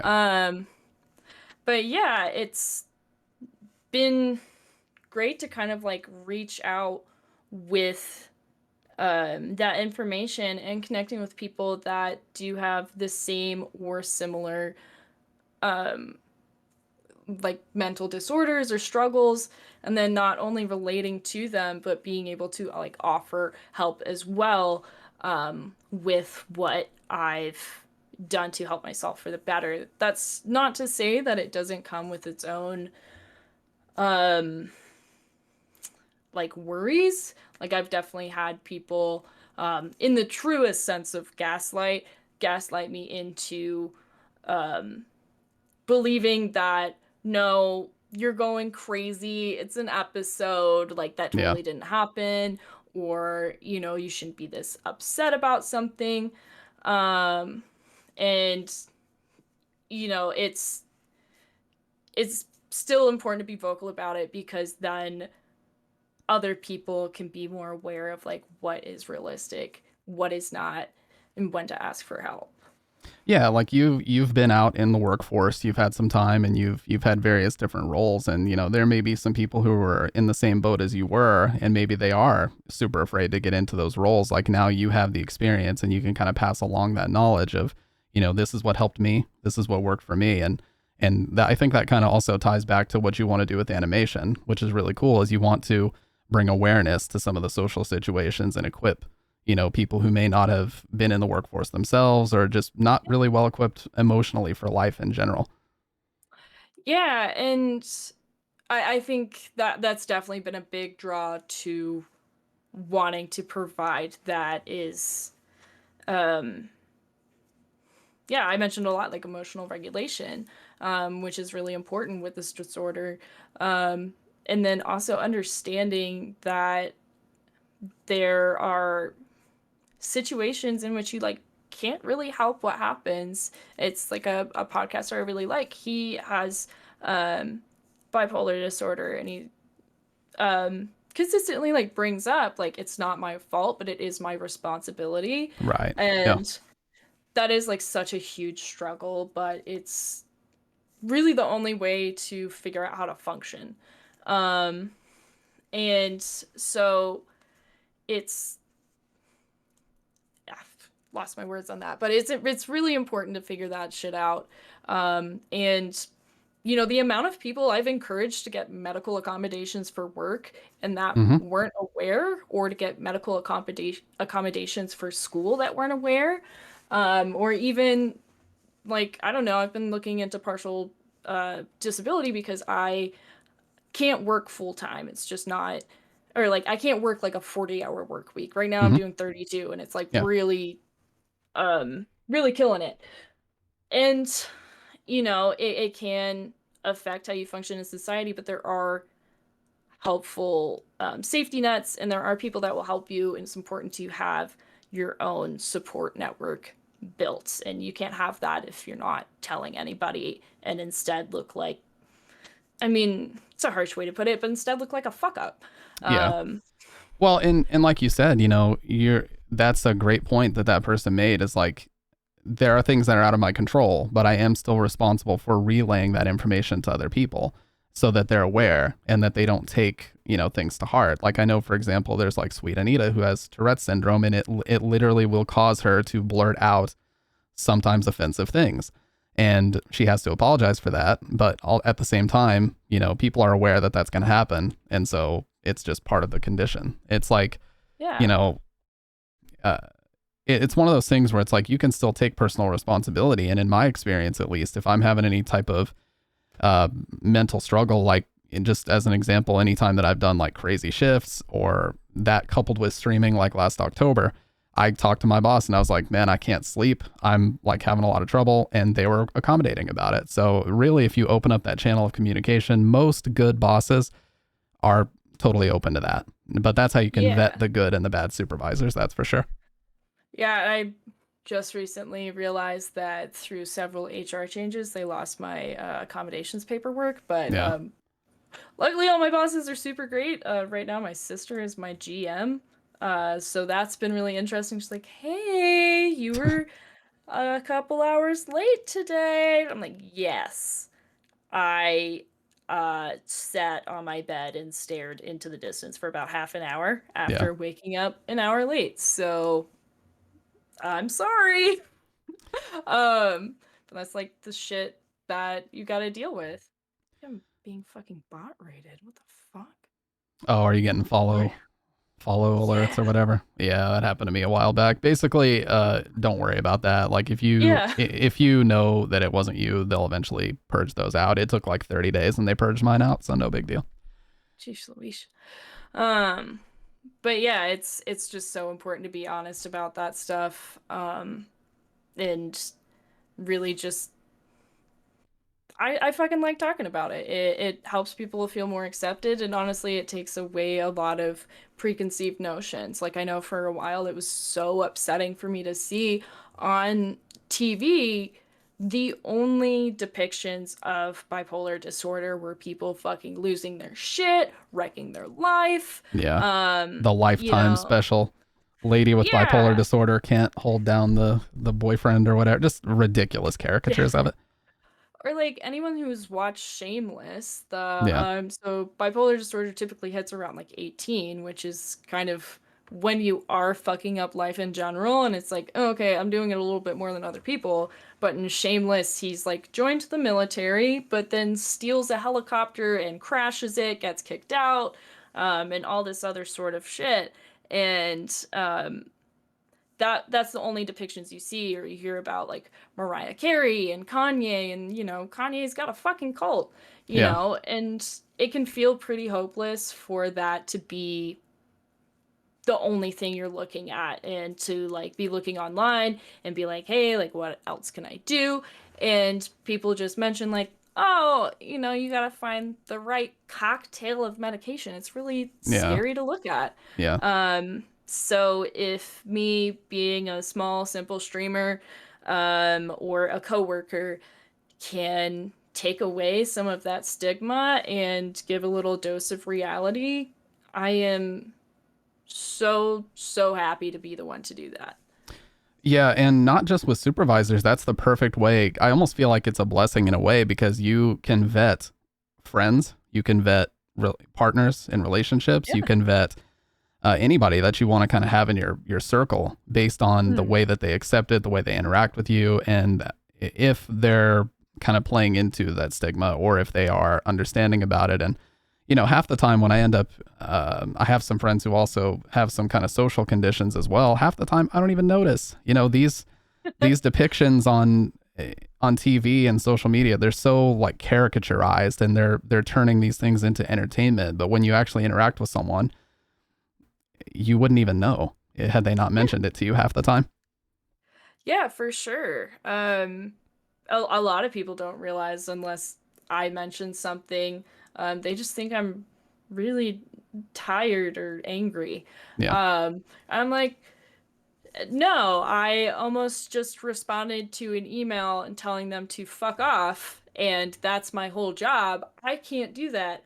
I'm gonna stay home tomorrow. yeah, I literally can't do my job. I'm not just like pissed off and calling out sick because I don't want to deal with this anymore.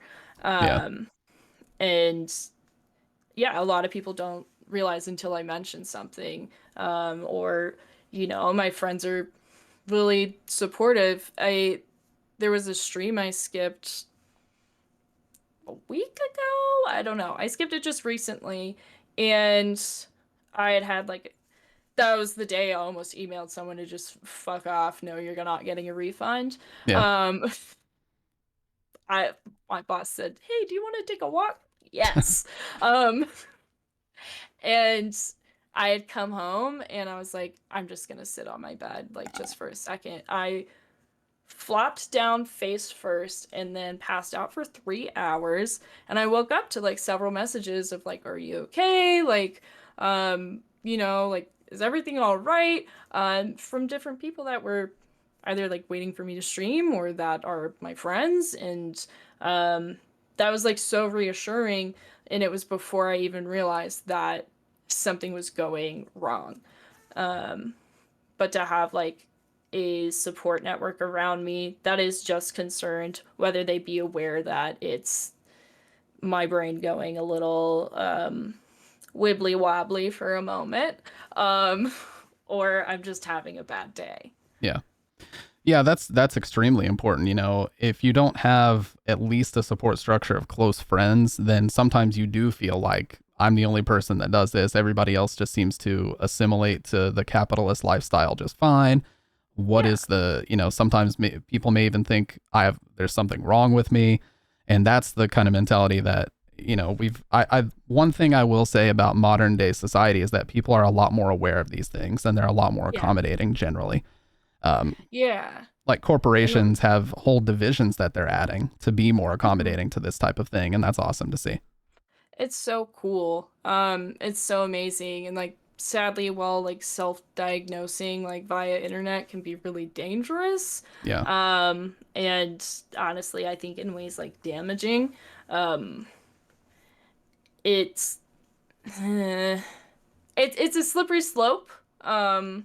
I know not everyone can like go to the doctor and everything. I was really lucky to still have like insurance through the military. And I was talking to a counselor for a long time, and honestly, the way I got diagnosed was really like so annoying, but I've been talking to this counselor for a while, and it's like I can't like do therapy. I still have to pay for therapy with the copay, and I work at Sam's Club.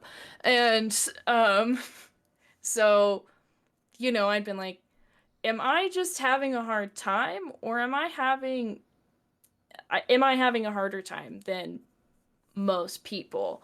Um, and being able to like talk to a professional, and there's a lot of like free professionals out there now. Like I know like places like BetterHelp and stuff offer discounted stuff. It's still expensive, but Hmm. it pays off so much in the long run. My life is so much easier now that I was lucky to get diagnosed around like 19 or 20. Um, but gosh, I went to a psychiatrist just to get that like final like, yep. Yeah. And I like explain everything going on, blah blah blah. And I was like, I don't know. So do you think I might be bipolar? She's like looking at her paper like yeah. I'm like, oh No shit. question. Check mark. Yep. Like, damn. Yeah. Okay. That was that That was was fast. painful to like take home. Like, Yeah. yeah. Like, what a reaction. Good Lord. Yeah. Um, Yeah, you were but you were talking about a cocktail of medication too, and there when some people self-diagnose, sometimes they'll go through channels to get that medication without consulting yeah. a professional first, and I'm like, you just put yourself in this vice grip of medication because this is going to introduce side effects which you may or may not be ready for. You're going to need more Yeah. medication to tamper those side effects, which are going to naturally introduce more, and it's not ever going to stop until you eliminate all of it and consult a professional about what you actually need, what your body can actually accept and work with. Yeah, and if you're throwing excess chemicals at your brain, um, you could be then messing up like how your brain regulates, Hmm. and creating a whole entire new way because like bipolar disorder is a hormonal disorder. Yeah. So if you're fucking up the way that your hormones interact, like you're screwed. I mean, the medication for bipolar disorder is most often actually seizure medication. It's off-label prescription. Um, but that's because in a very similar way, like they haven't fully explained why it like works the best. They haven't like fully been able to confirm how it works out. Um, Bit of Pythagorean theorem of the brain. Um, Yeah. but it's the same way of like seizures happen because of sudden spike in hormones. Yep. So if you're just throwing random ones out there, like you're gonna have a hard time. It's kind of like melatonin is just straight sleep chemicals, and then lo and behold, stuff's coming out now. People who take like a melatonin regularly are now having an even harder time creating the chemicals naturally to like fall asleep. Um, Yeah, I love seeing the warning label on like I was asking she about dropper versus tablet melatonin the other day. On the hmm. dropper melatonin it says non-habit forming. According to who? God, It's habit form. If yeah, you're literally drinking melatonin, which is formed of God, things that your body should be naturally creating, that's habit forming. You can't just claim that yeah. it's non-habit forming. Like, No.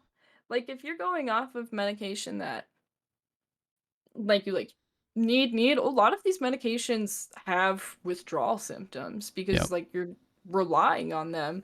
I mean, I hope that never becomes the case with fucking melatonin. That'd be wild. That'd be yeah, absolutely wild.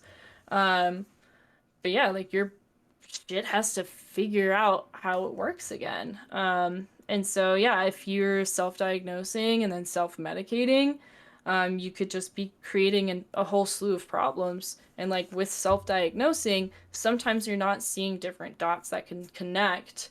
So you could be putting a band-aid on problem A, but that might be connected to problem W. Um, way down the line that you don't even realize. Yeah, Yeah, like if you're having some sort of like altered vision of reality, you're probably missing the mark on a couple of things anyways. Yeah, Kendo said at least you'll be assured that you're not just making things up, and probably the Yeah. confirmation is a weight off your shoulders. Yeah, so people can Oh, for stop sure. speculating and just telling you to get over it and this different things that Yeah. just don't work. No, when I like told my dad, he was like, "Oh, yeah." I'm like, "Yeah, there's a reason I was kind of fucked up as a kid, just Yeah. like, and then a little more fucked up whenever puberty happened.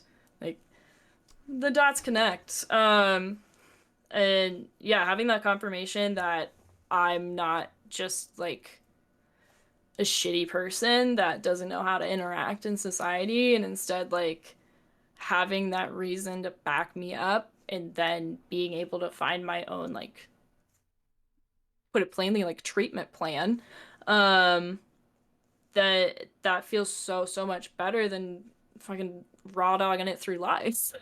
Yeah, for lack of a better word, yeah. For lack of a better word. Yeah, I mean, White knuckling it, yeah. yeah, like, Salt said, I feel like a shitty person who can't interact well with society. Well, the thing is, like, you know, the pacing and the timing of this stuff is always going to be different depending on the person. Like, I was in a shell for a long time and I had to take an oral communications class in high school, which I fucking hated. Every day of my life, I hated it. But once I came out the other side, I was like, oh, wow, I can actually like present things now. And I'm not just, shaking in front of like a class of 10 people that are all my friends for no reason. So, Yeah. yes, you have to expand and get out of your comfort zone a little bit, but it's like some people just think throwing you into the deep end is the solution. And it's not, everybody has a different way and mean of going about learning how to swim in the deep end. It's not always just jump in. No. God, that's such a funny analogy, like working at like a kid's swim school. Yeah. Um, like there's a lot of like grandparents that bring in their kids and they're like, I just threw my kid in the pool. I don't understand why you guys are paying this much to do this. But like Yeah. some of these kids are afraid to touch water. So like with absolutely no experience, just a 1 year old is dipped in a pool and they're losing their shit. Yeah. Um, and yeah, like you said, that looks different for everyone. Everything, like, you get affected in like different ways, every single different person. Because we're coming from so many life circumstances. Um, and there are things that can be like trauma triggered. Um, like I come from like not the most awesome like background. So who knows how it would have been if that weren't the case, if I were raised in a fully healthy home, in a full like great awesome, I always had friends, and like was able to move through things fully supported at every turn, it might not have come up. I'll never know if that would be the case or not. Um, or whether I went through all that and then something happened poorly when I'm like 20 fucking 29, boom, that switch could flip. Yeah. And I also just want to say, like, this is one of the reasons why I love having these conversations and being able to level with you and other people that have come on is like, I did not know any of this. I was completely clueless. I just knew you as someone who was big into like Nintendo consoles and stuff. So being able to get a glimpse into not only, your background and your motivations, but how your career path has kind of maintained with that driving goal of eventually working on kids media, how that translates to your current job. Like it's for me, I find the whole endeavor really respectable because, like I said before, like family dynamics are weirder than they've ever been. Technology has made things so alienated. Parents don't want to be parents anymore. They want to let the iPad, they want to let the Xbox do the babysitting. And Oh yeah. I just think it's a really admirable endeavor. So I respect that a lot. Thank you. Yeah. It's, such a pivotal part of me. And yeah, if I can help through conversation, or I can help through making a kids show that's like, hey, crying's okay. Um, like that is, it's just absolutely wonderful. It's a wonderful feeling. And gosh, I think like whenever I was first going into school, for my degree, because I have a degree in like 2D animation is what I went for. Um, I was like, I would really love to like work on or make a game that like kind of explores the more psychological effects of like what this looks like and what this feels like. Um, like gosh, the best kind of like analogy I ever saw for like disassociation, and like not just fucking spacing out disassociation, which I feel Yeah. like people Assume think it is the is. same thing. Yeah. Yeah, it was just like a random fucking piece of art, probably on Tumblr, and it was like someone underwater looking at a staticky TV of the room they're in. Hmm. And like that's what that feels like. And if I could like make that an interactive experience along with all of the other contributing elements, that would be so, so cool. I would love to like work on or like help develop a game with that. And I think maybe that's why I'm like so drawn to like psychological horror and in like whether it be like games or movies. It's not too many shows, which is a bummer. But I think that's probably why I'm like so drawn to it. Is being able to piece apart what you can and then the things that will never have any explanation. Yeah, absolutely. There has to be a better way to go about it. And, it's a newer industry because we're trying to combat, technology's growth and everything else. So modern problems require modern solutions. And that's something that, it seems like you're super interested in finding. So, For sure. It's like always so neat watching things develop and like tunnel vision, keeping my eyes on the positive stuff sometimes. Um, and I think that like ties a lot into my love of history. Um, is how things mesh together and grow. yeah. And like it, it's like an old fucking saying, but like um someone had to invent the pencil for there to be a pen or something like that. Um, Everyone is giving the next generation a step forward. So hopefully these iPad babies turn out for the best, like they're discovering skills. Yeah. Um, but watching how things grow is like so interesting. I mentioned like I fucking love learning about city planning. I don't know why, but like it is again a way that people develop together and how we can build a better place to be, like a physical place to be that can affect you mentally, and how that all builds. And then technology in the very same way of what can go right and how can we move from here. Yeah. Trying to utilize it for good and also understanding that, like, it's an amazing tool. It just has to be utilized the right way. So Yeah. if we can utilize it in a way that's educational, that's informative, we can take that, because the stigma of negativity about algorithms and TikTok raising our kids and different things, like we can take that tool and utilize it for the better. We just have to figure out how to approach that problem, and Yeah, it's not a simple problem. It's a very complex issue. for sure. No, there's like, I feel like we've definitely like talked about it a good bit while we've been chatting, but um there's just there's such a balance between the good and evil, like as we're moving towards AI, the algorithms, um, and just all of the little tiny tools that are being created and used.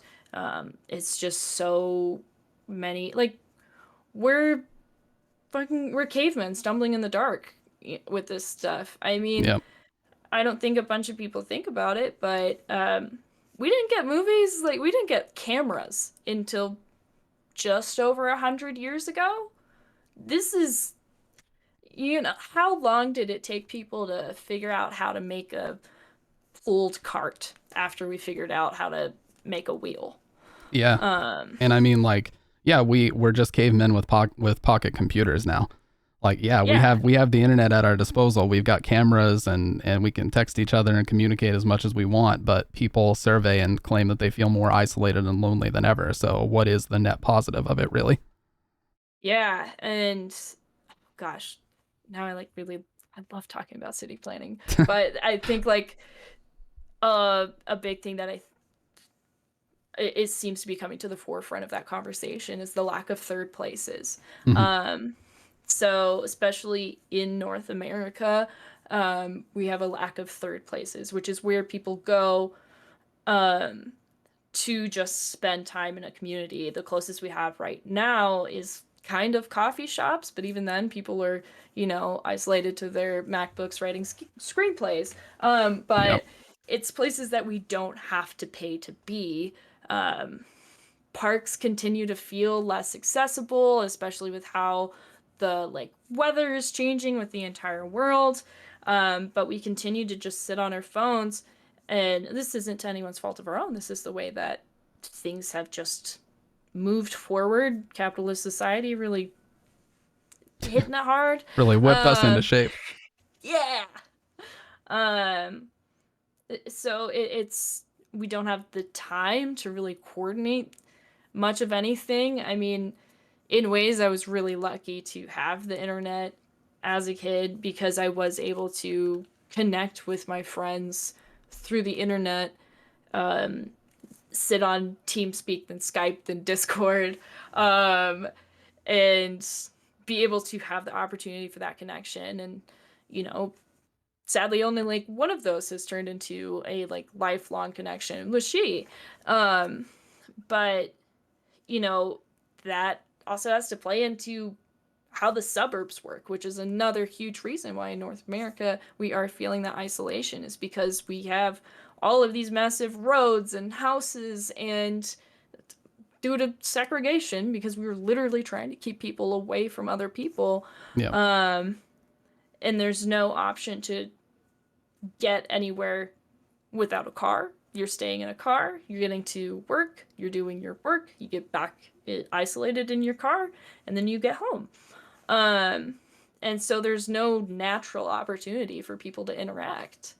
Yeah, and plus, like, this kind of ties back to the parasocial conversation. People are living on Twitch and they're living in these social platforms where, you're having conversations all day, but it's from your home. You don't really truly understand the dynamic between you and this person that you're watching, their little corner camera all day. Um, so it's tough. Like, if you, like she said earlier, you only know what you know. If you grow up and you're raised by the internet and that dynamic is all that you know, that's kind of your upbringing, and it's tough to learn your way out of that until you go out Yeah. into the world. Yeah, I mentioned earlier that social skills were a little slow to develop for me. And still on the internet I have a bit of a hard time.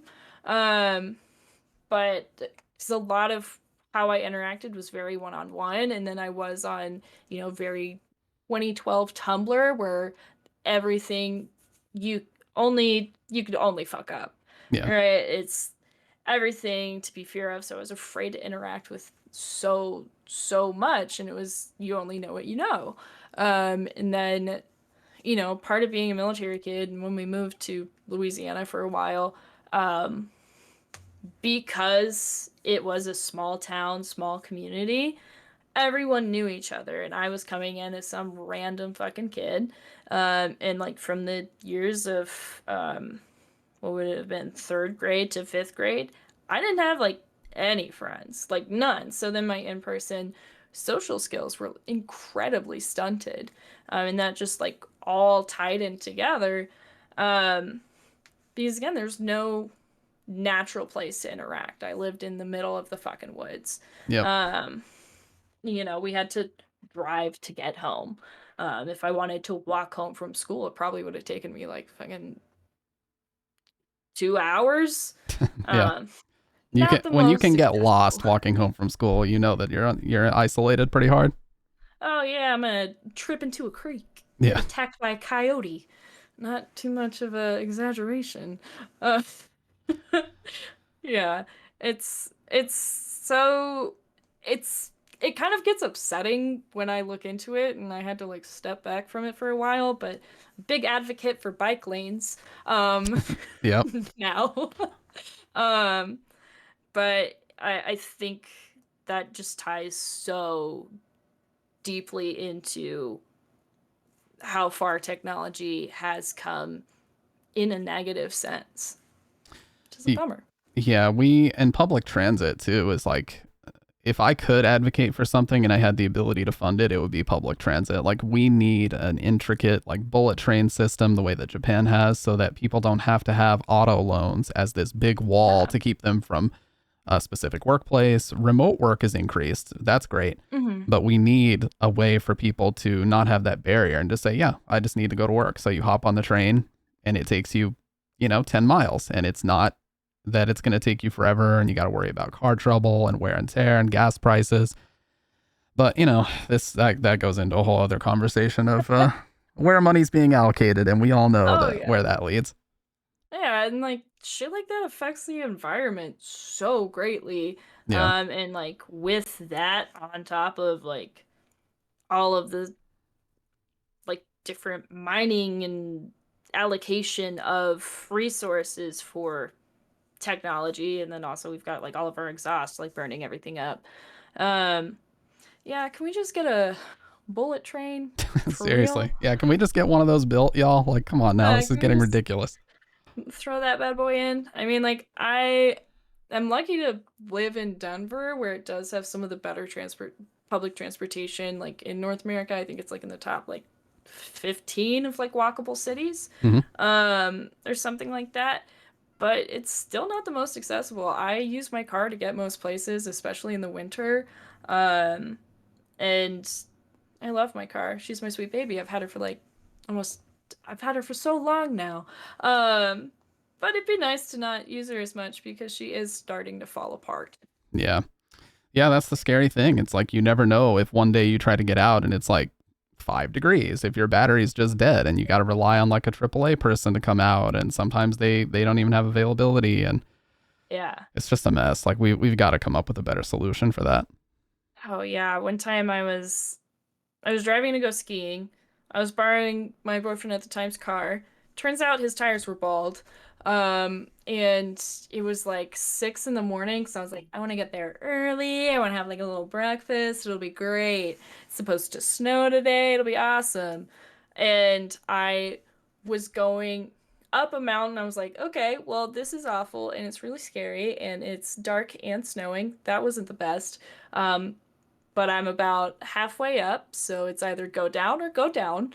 So I was like, let's Yep. get closer to the location, and I crashed into a snowbank. I then FaceTimed she and I the what are they called? The tow truck driver couldn't get there for 3 hours. And so I'm Yeah. just like crashed into a snowbank, like, okay, I guess I have to keep the car on. Hope I don't run out of gas. People are like Yeah. slowing down and I'm like waving out the window. Yeah. Um, God, it's if you see the spot that like I crashed. It was so crazy.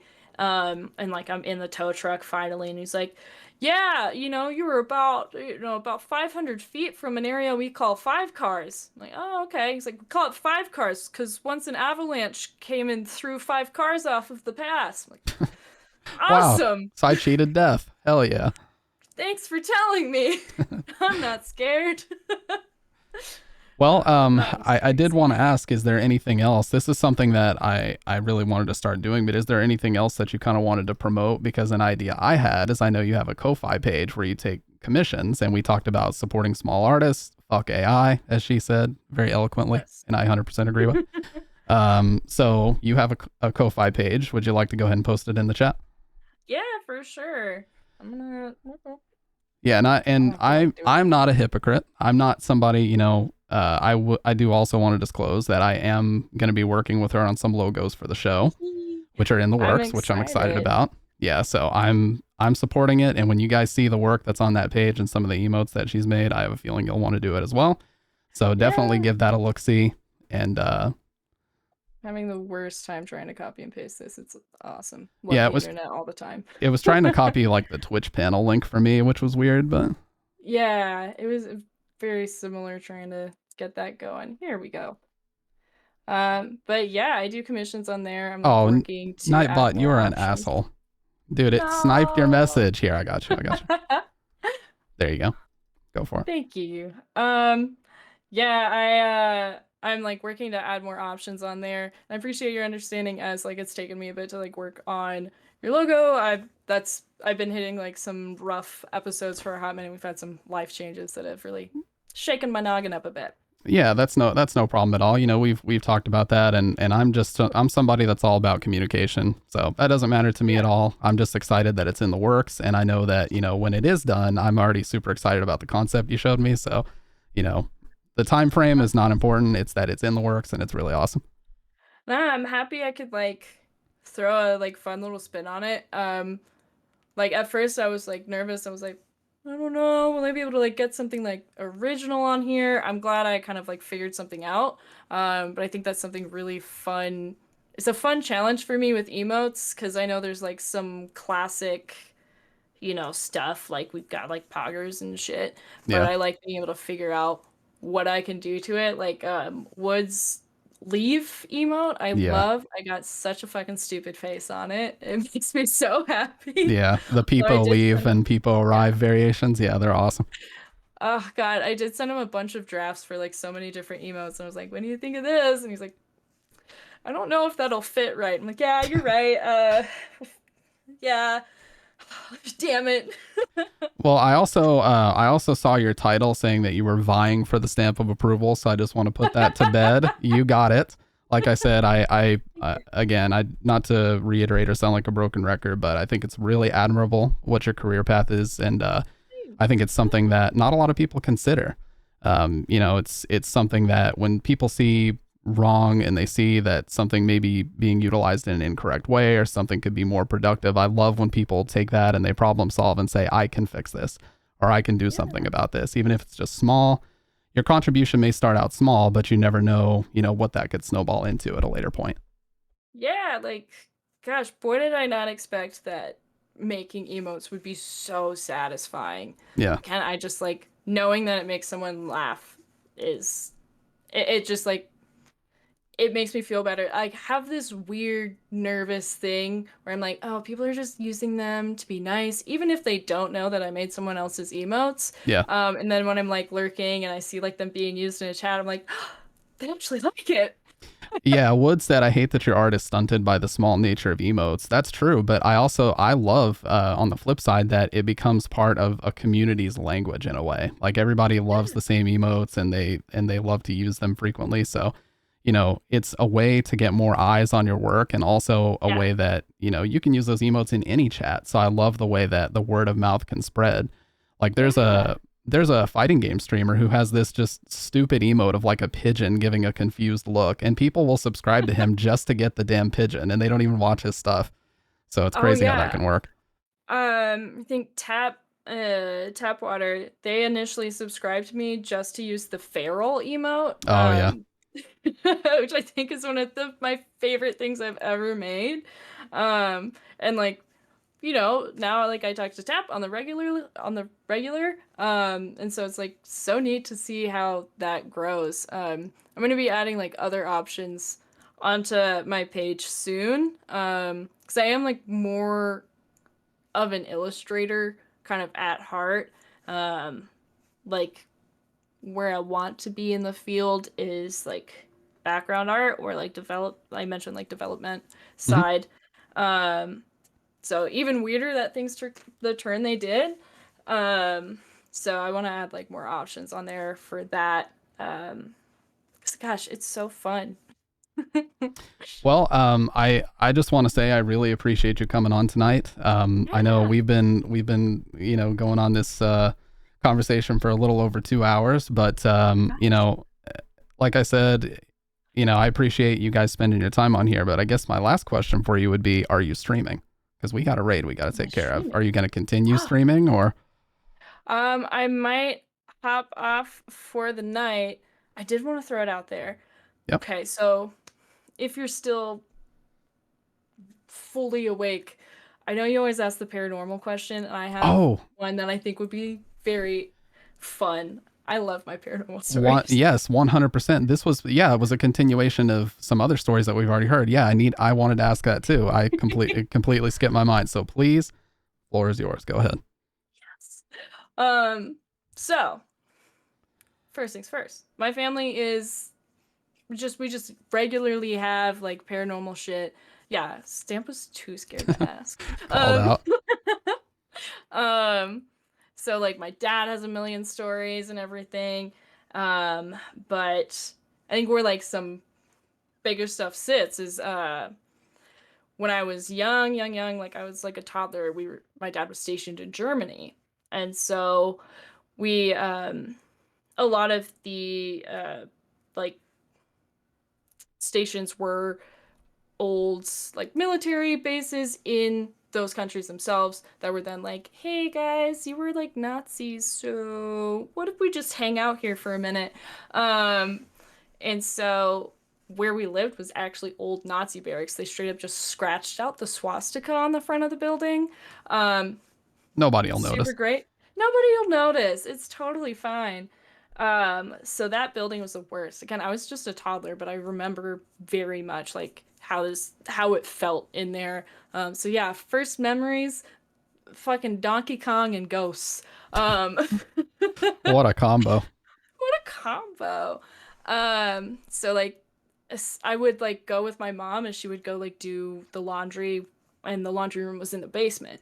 And I remember it was because it was on the way to where like dryers and washers are. The stairwell was very hot and like damp. And then there was a spot at the bottom of the stairs that was absolutely ice cold and then you'd be able to step right out of it. So like I remember that feeling like so much like ugh, like I like kind of like creep up whenever I think about it. Yeah. And it was a very similar thing in like there was a weird community space in the attic. And there was kind of like a little like playhouse thing in the attic as well, and it felt like a very oppressive energy was over top. There was like classic poltergeist activity of like cabinets slamming and everything. I know my mom had this story of she had gone to the laundry room once and she was waiting for the laundry to be done. And she was using the dryer at the front of the room. And it was one of those kind of like horseshoe shaped like laundry rooms where it's like washers down this side, dryers down this side, and then like a mix of the two on the back wall. She said they all started slamming shut on the way to her. Yeah. And she booked it out of the laundry room and could hear them like still slamming. Um, but the bigger one is, you know, kind of the classic trope in horror movies where there's like a little kid and they make friends with a ghost. Imaginary friend stuff. Yeah. A bit of me, but I don't remember too much about it, but I'd always hear the stories. So, you know, there's the stories of like, yeah, you would always be playing with someone and it's not like an imaginary friend. There's very much like someone in the room. Yeah. I was telling this story to she and Wood like after watching The Conjuring. Mhm. So great timing for that in the fucking like 2 in the morning. Um, and so yeah, people would see me like playing with someone. One of the bigger things is like everyone would say it looked very much like me and she would grow with me. So it was like also a little girl. Um, and I was a very independent kid. Like when I was ready for bed, I was ready for bed. I would like take my ass over to my room, tuck myself in. I've got my blanket. We're good to go. Yeah. And so my dad had seen me do that one night, totally normal. And then he heard like footsteps in the kitchen, like bare feet in the kitchen. And he's like, "Oh, are you okay? Like, do you want some water?" And like, so he sees like the back of like girl's head and body, and he like turns to do something, turns back, not there. And he goes to check on me, dead asleep in my like toddler bed.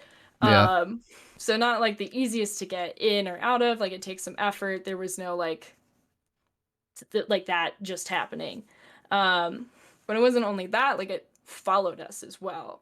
So we had then been stationed in California and we were in a 2-story duplex. And if you were sitting in the living room, you could see the stairs went up this way and then there was like a landing hallway. And so my sister's friends would always say like they saw someone like walking back and forth up there, but they knew I was like out in the backyard. Um, we would have like sleepovers and stuff. And I would always fall asleep first, and I hated it because I wanted to spend time with everyone. But I was like the little sister. Yeah. And then my sister would see, and her friends would see, um, like they would swear they would see me up and moving about, but I would be in my sister's room asleep with everyone else. So it would be people who would get up in the middle of the night.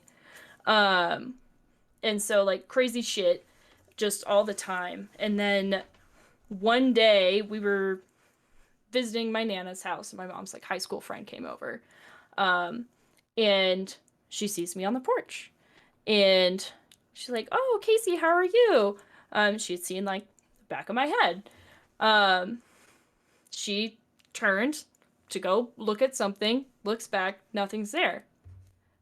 No one in my life ever saw the ghost again. But then she started having very similar experiences with her youngest kid, who was about the same age whenever I started getting followed. Yeah.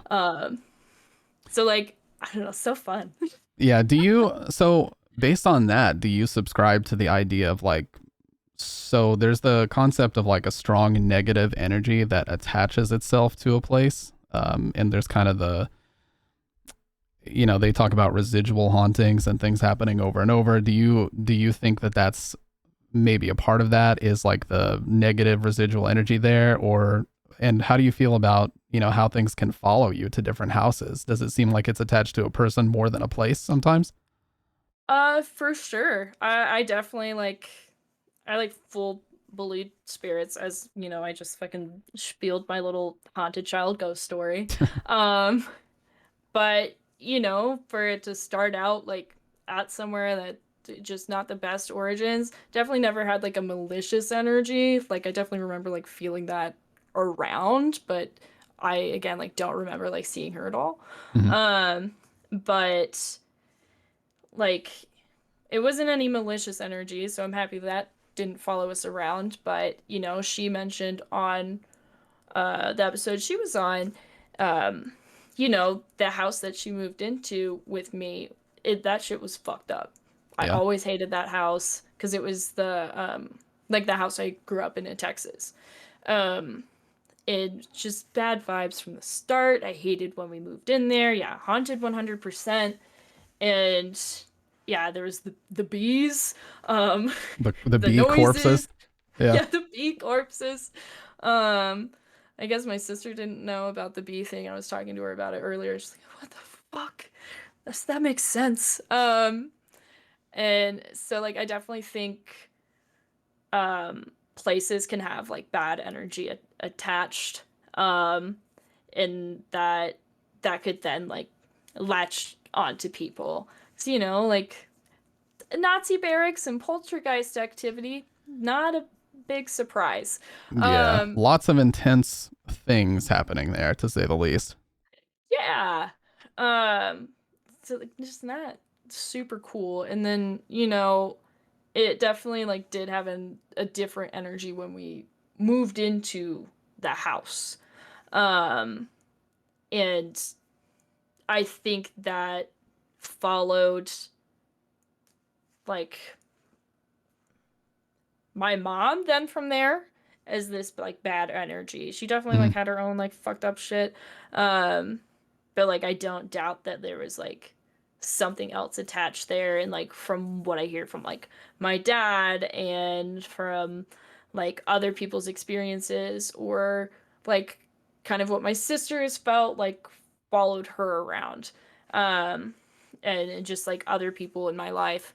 Um, I definitely think things can attach, especially if you're in a vulnerable place.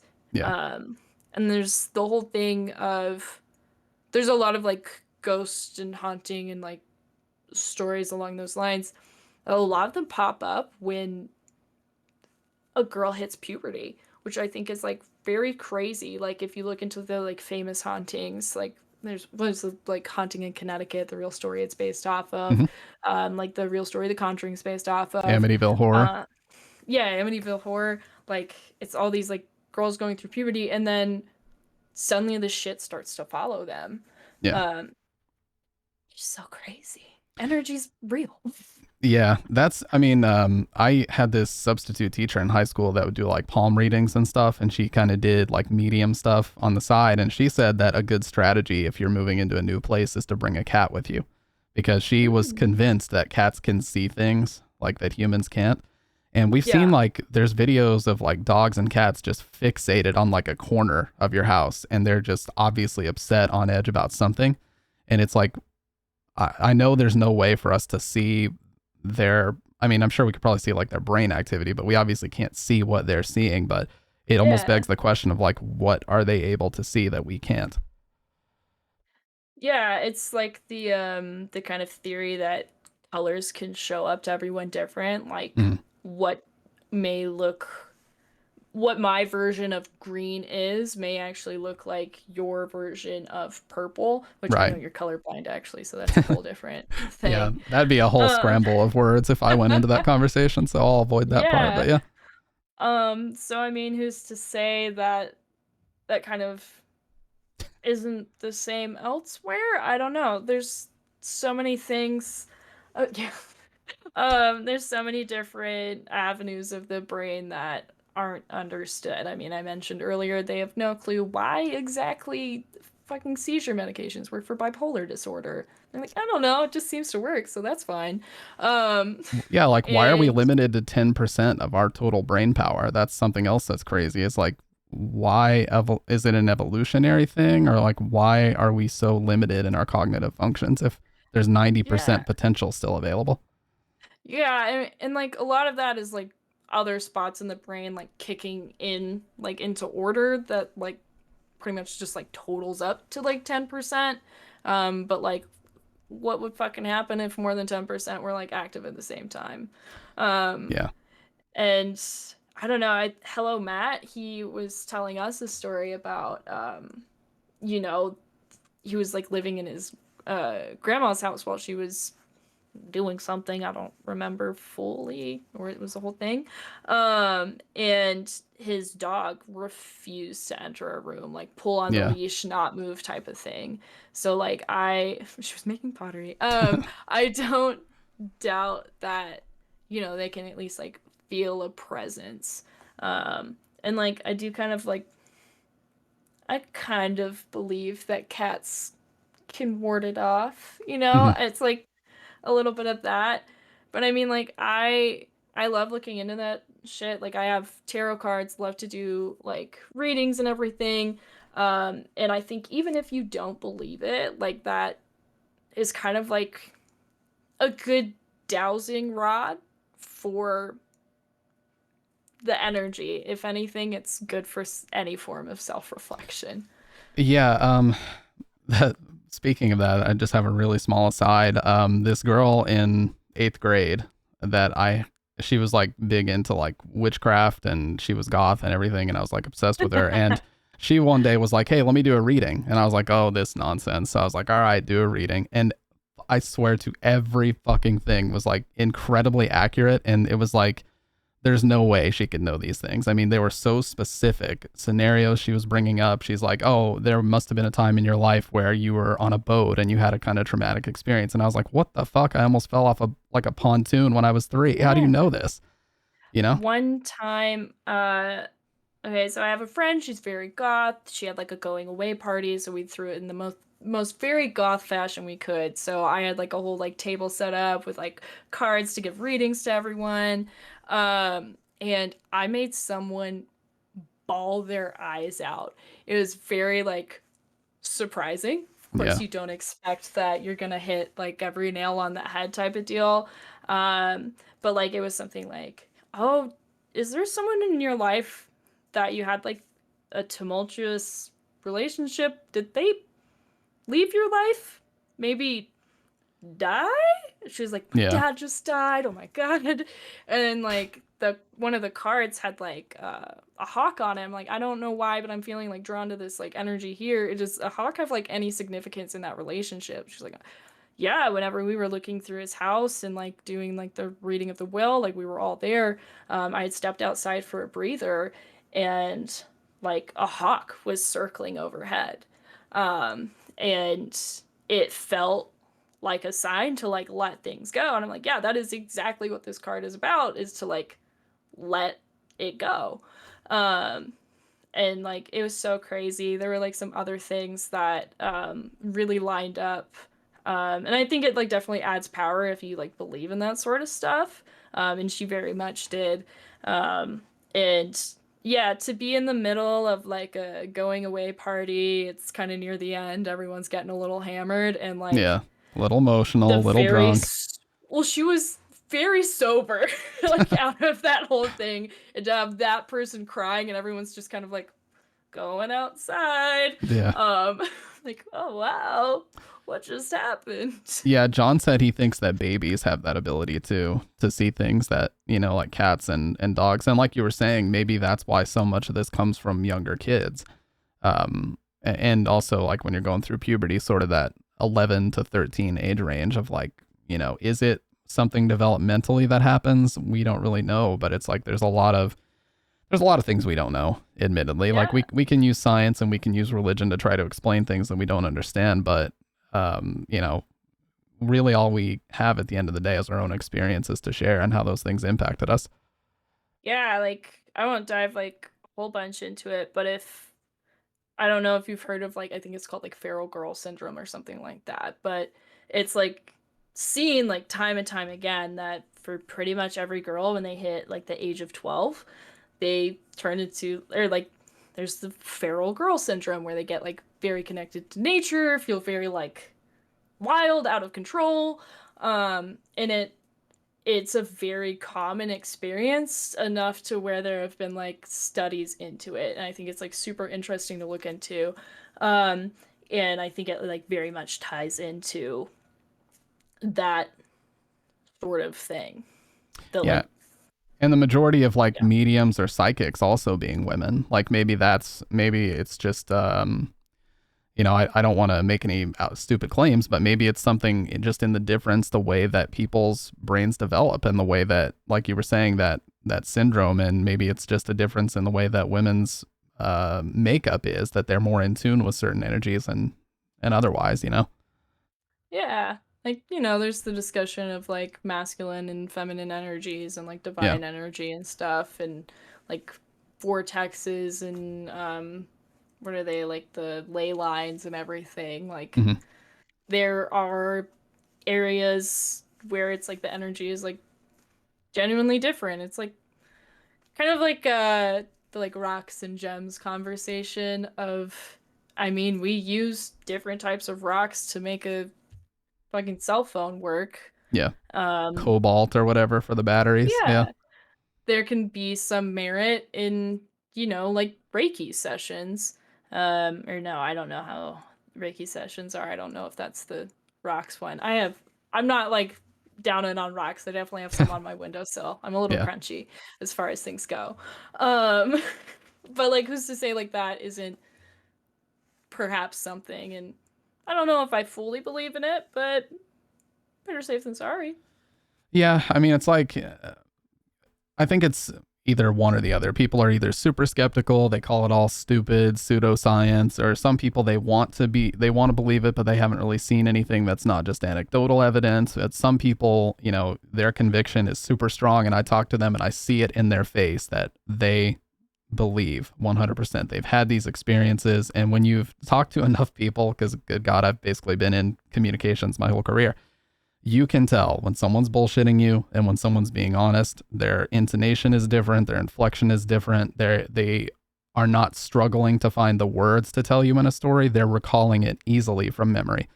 And Yeah. when you hear somebody telling a story and it's full of uhs and ums and likes, it's like, well, okay, do you really remember this, or are you just making shit Yeah. up?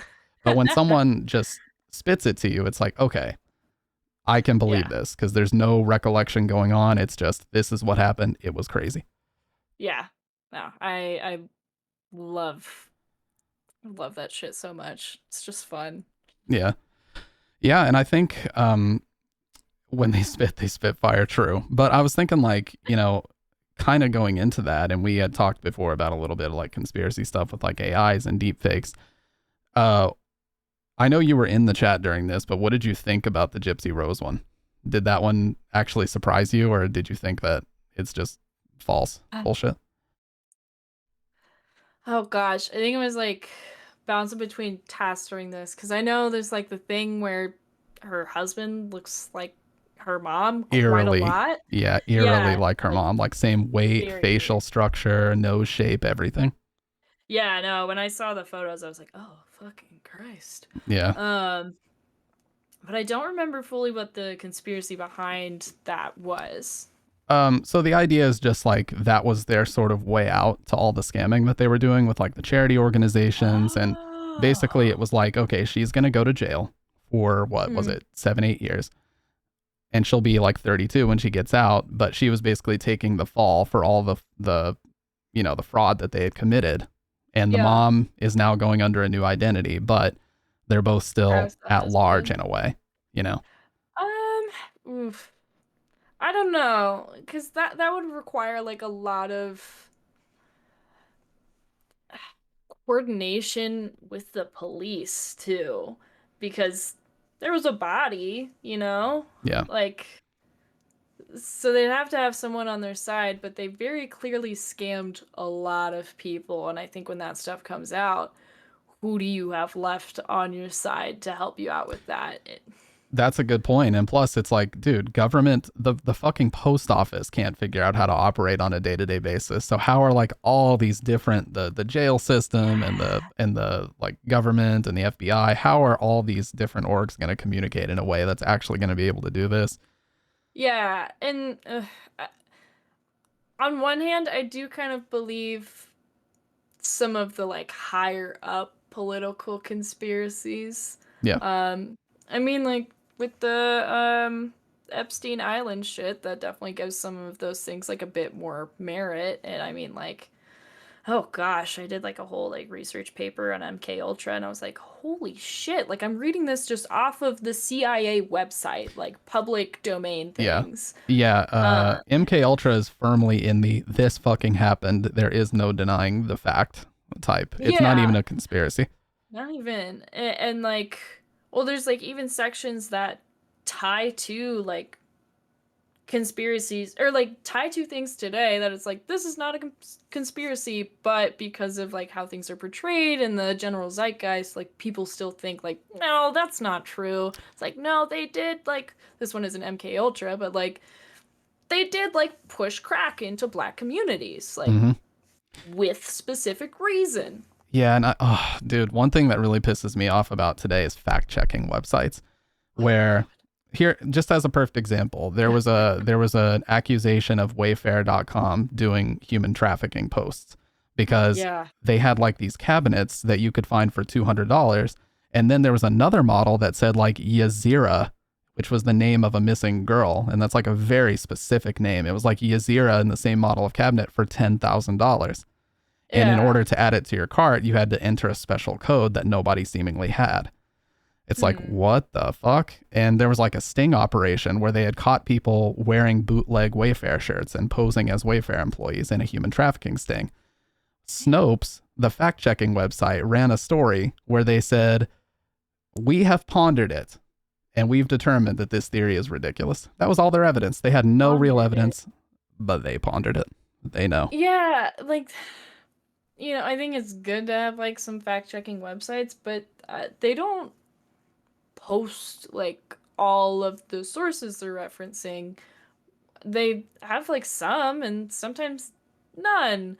Um, but the like Wayfair one is like difficult for me to get behind because it's a lot of it was I'm sure things got a little like messy in the middle with I don't know, people adding things on, but there was the whole part with like the serial numbers on different things. Yeah. And like those getting tied to like something in Russia and like stuff like that was a bit too far. I wasn't aware of um the people like faking to be like Wayfair employees. I wasn't aware of that one, but I never know how to feel about Wayfair as a website.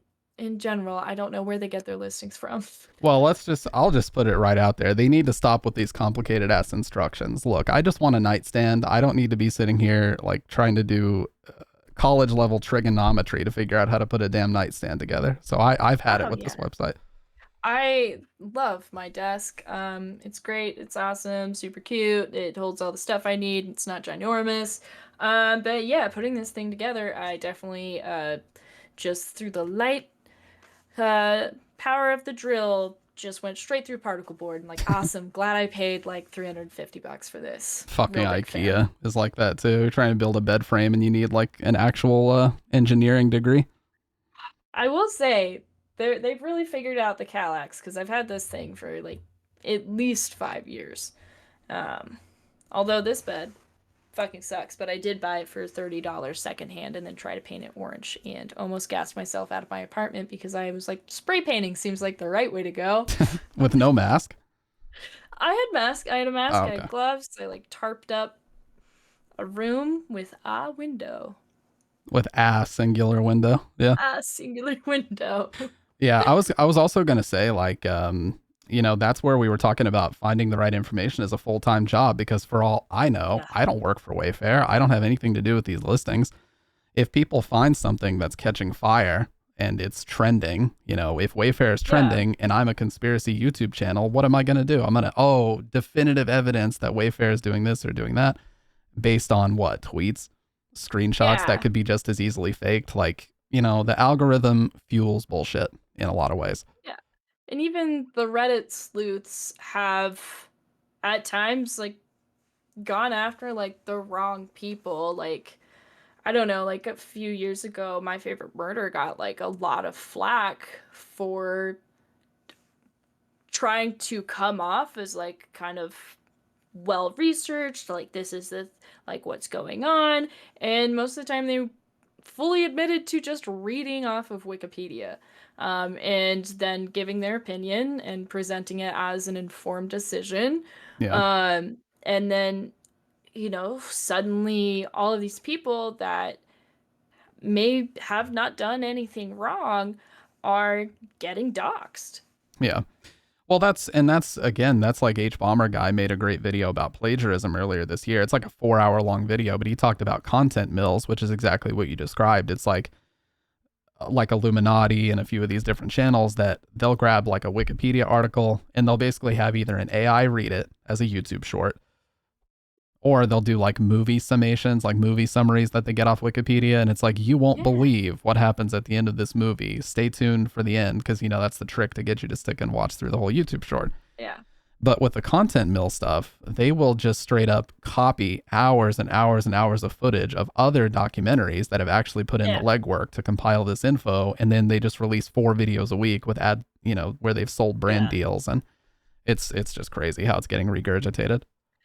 And like it becomes like a game of telephone. Like someone says the verbiage in the wrong way, or perhaps the way that this was written may have come across with this tone.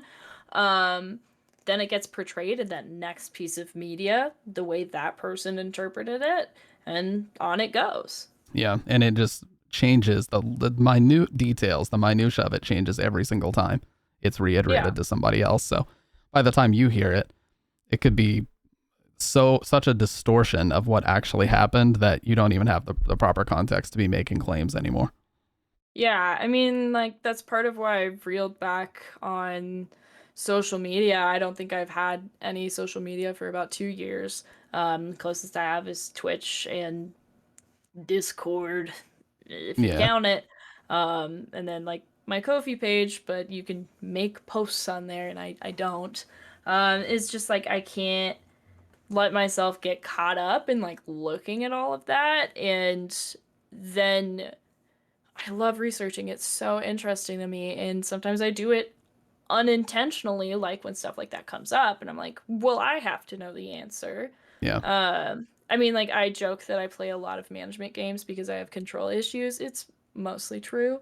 Um, but, like, that is kind of like part of it is like, I have to like see this through. I Yeah. mean, I'm like, let me just watch, I don't know, like a video essay on why the Netherlands has really important fucking brains. I don't know. Yeah. Yeah, and the video essay community is wild too, because like on one hand Mhm. you'll see like, oh, this NBA team story is crazy, and then the very next thing it's like Dale Earnhardt and NASCAR, and it's like, Yeah. hell yeah, brother. And then it could be about literally anything. Video essays Oh have yeah. no niche, they've got no genre, they are about everything, and they're all like Oh hours yeah. long.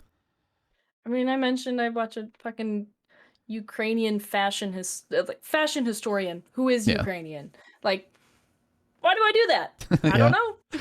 Yeah, like I think that's the beauty of YouTube, but at the same time, it's like you were talking about Discords as a social media. I almost think of Discord more of like a private forum, especially where they offer Yeah. free servers. Like my Discord is basically it's a community of like 85-ish people, but we're just talking about the same shit day in and day out most of the time. And that's Yeah. something that if it were broadcast public in like a Twitter space or something, it would just Oh be God. yeah, it would just be a nonsense explosion. So I respect that you're off of social media, and I've also not been posting on Facebook or Twitter for a Yeah. very long time because it is just a negative whirlpool that as soon as you Yeah. post something, if you post an opinion even about a fucking video game that somebody doesn't agree with, and all of a sudden you're just engaged in this back and forth of like personal insults over the dumbest shit.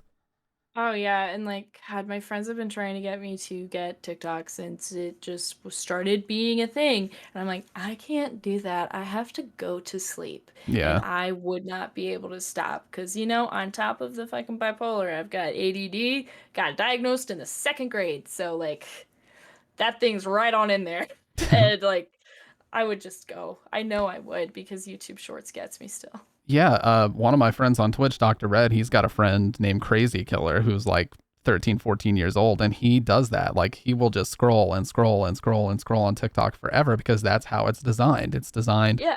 to keep serving you things that it thinks that you want to see, and you just Yeah. scroll. And before you know it, you're like, holy shit, I've been scrolling for like 2 hours. Like, I need to get off my bed and do something. So, Oh I, yeah, I mean like harkens back to the cavemen stumbling through the dark with a yep. cell phone. Yeah, it's like a moth to a flame. We have a shiny computer in our pocket that serves us Hmm. stimulating video content whenever we want it. And that's why people are having such a hard time sleeping because it's like, everybody when they lay down instead of a book nowadays, got your phone. You're just kind of scrolling casually, and before you know it, you got this fucking blue light all in your eyes, making it Hmm. hard for you to sleep. And like, yeah, of course, so many people have sleeping problems. We're overstimulated. Yeah, I try to keep it as a rule, and I've been really good about it, like at times. Um, but like no phone in bed at all. Like don't do it. Like people underestimate how much your brain like associates things. Like my desk, like my room is very small, but it's very intentionally like a separate lane from my bed. Mhm. Like doing at least what I can. When I can have office space, that is ideal.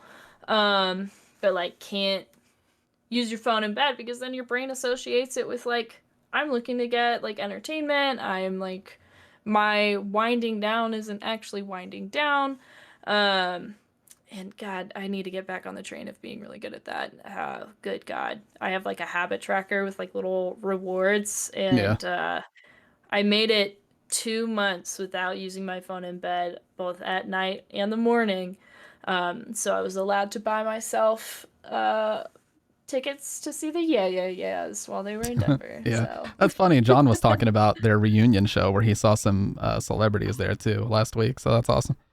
oh man, they were playing at Red Rocks, which like if you don't know about it, it's like a natural amphitheater, so it's one of those places where it like is known to have like a very strong energy. And so like you're standing there in the middle of just like a big fucking just in the middle of some fucking rocks, natural amphitheater. Like all they did was put a stage in there, and Yeah. everything's like echoing. It feels like very magical. But like the Yeah Yeah Yeahs have been like my favorite band forever, and I thought I'd never get a chance to see them. So when they came out with their most recent album, and they were like in concert, like, yeah, it's been 15 years. I don't know. We back. Let's go. Yeah, Yeah. not to get into a big nerdy conversation, but that's so true. A lot of people are like, why, I'm hearing the same songs with sometimes the same instruments. why live does it feel so different? And it comes down to like Yeah. you already hinted at it, but it's the acoustic resonance of the building that you're in. Some buildings Yeah. project and you feel that pressure in the air from the bass and a lot of different things. And they know, like people who rent these venues out for musicians, they know which venues have that type of energy to them. The Yeah. acoustics. There's a cool venue in Kentucky as well, called Expo 5, where it's basically an Mm. air hangar that's no longer being used Oh, for, neato. and they just filled it with like this insulation material, and now there's a stage in there. So it's just Oh, fucking awesome. dude, like going to Red Rocks, I've only seen like a few shows there, but I mean, there's a reason there's always fucking jam bands there. Like Yeah. fucking Grateful Dead and Fish and Lotus are like always there. But like I would even suggest like if you've got an artist that's gonna play there, like take a trip to go see them because like it like really is like a cool like special experience like to feel like be in like that concert energy, which is like its own thing, like its whole own thing. You're seeing the person you just love to see up on the stage, and then just like tucked into nature is like really neat. Yeah. Yeah, I think that too, but it's like, I think a lot of people in America are a little bit jaded because they see bands all the time. But that's why, one of my favorite bands is Alisana, and they always talk about how going to Mexico and South America is their favorite because those bands only Mm, see them once every few years, or those yeah. places. So when they're there, those crowds go fucking wild, and they oversell all their venues. So it's like the craziest energy and pits and everything. And in Oh America, you yeah. see a bunch of people with their arms folded because it's like, yeah, I've seen these guys 3 times because they were on an East Coast Oh leg, and God. yeah, Oh, the concerts I still feel like are like special experience to me. I talked about like isolated suburbs. And so like I didn't have like a bunch of chances to go see them, which was actually something I was like pretty self-conscious about that I was like when I moved out here and was meeting like a lot of new people, like being in college and everything, I was like, "Oh, I don't have like as many like life experiences as these people do. I've got like yeah, sitting in my living room ripping a fucking bong at 19. yeah. So like so do they and then more. God, I don't know what's happening with my camera. But so like it still feels like very special and magical to me. It's like I didn't go to my first concert until I was maybe 22. Yeah. Um it's they're always just so fun and still feel magical. I try to keep like my phone in my pocket. Like I'll take like a couple of pictures and everything. Um, God, I saw Purity Ring. Best like visuals of a show. It was great. And guys, Um, please wear earplugs for the love of God. Like, don't let your love of concerts damage your hearing.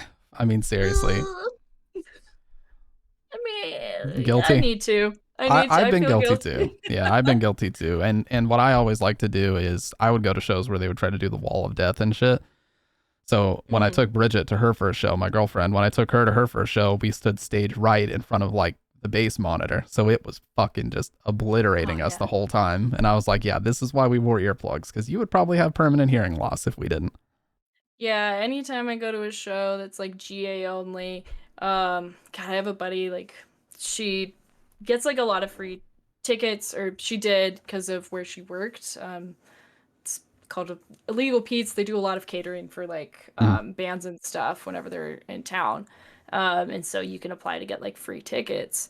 And because she had been to so many, she like also got like pretty used to the groove, and we would always end up just kind of like drifting over to the side next to the bass. I'm like, can we like get in the floor? Yeah. Um, and yeah, fucking eardrums out, Yeah. none.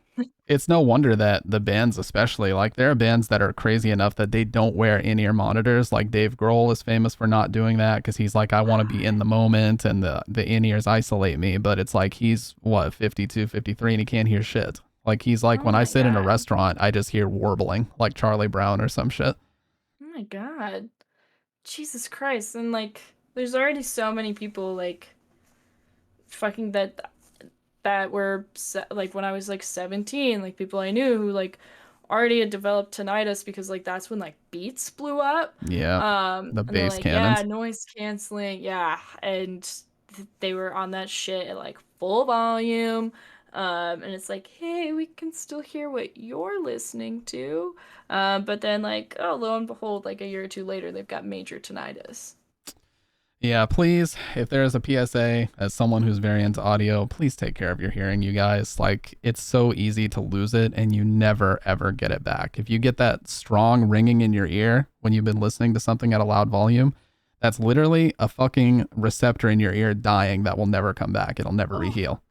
So when you get that high pitched ringing, that's why when you get into like your 40s and 50s, a lot of the high frequencies are dead because that's the ones that go first. So if there's any message, if there's any takeaway, please take care of your ears because music is too great to give up when you're not old enough to be losing your hearing like that. Too oh late. God, the death cry. It Oh is, gosh, seriously. no. It is. And luckily I've always had shitty headphones, so saved myself. Yeah, and they say like, safe listening levels are fairly loud still, but of course if you're Mm. going to like a concert, honestly, the damage doesn't come from the band, it comes from the fucking screaming. If you're in the pit and they announce a song that the crowd's hype about and they scream, dude, you're like, my eardrums will rupture if that happens again. That was what happened to me, and that's what made me want to start wearing plugs when I went. Oh yeah, I'm like trying to go out with like coworkers and like really like be like, yes, strong friends.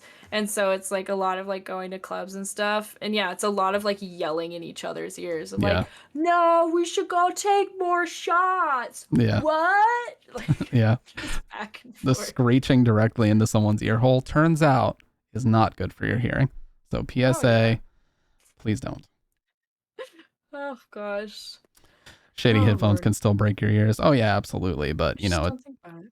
yeah, it's just about like keep the listening level safe, and like in ears are actually worse for your ears because they can stretch out your inner ear canal.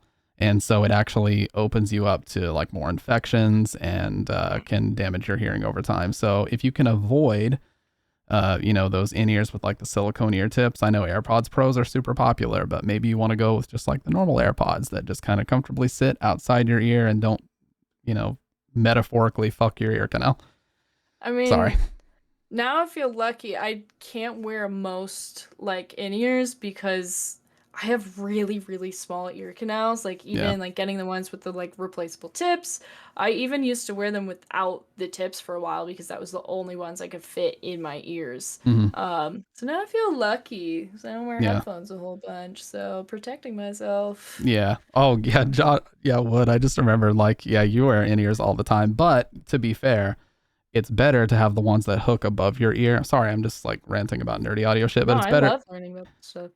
it's better to have the ones that hook around the top of your ear because then the cord is not pulling, because when it pulls on your ear canal, it actually expands it outward a little bit toward the bottom. Mm. So if you wear those for years and years, you're like, damn, your ear hole size, it doesn't double, but it definitely forces it to expand out. And it's like, there's a reason we don't wear things that are supposed to be inserted into our ears 24/7. So No, I love over ears. I feel like they sound better directionally, anyways. yeah. Yeah, because in ears they don't have the advantage of, a lot of times headphone companies tune it to like this area of your inner ear called like the concha bowl, this cartilage Mm. here, and they Yeah. don't have that when they're just blasting shit right into your eardrum. So they have to tune Yeah. them totally different and all kinds of other stuff too. Nah. But that's no, I love learning about shit like that. Honestly, I love hearing people talk about anything they're passionate about. You could be telling me about, as I mentioned earlier, loam, Yeah. just different types of dirt. And if you're jazzed about it, like, yeah, tell me about how the sediment affects that for sure.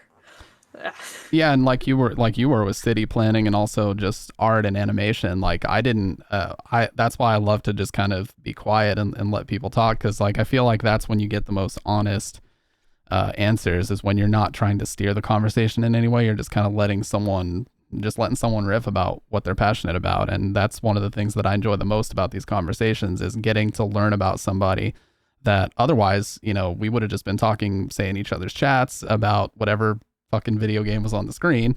And Ah, these are really unique and enjoyable conversations for me to have. So I definitely love that format. oh, I love it. I love listening to like podcasts that are mostly just like interviews like about different like topics with different people.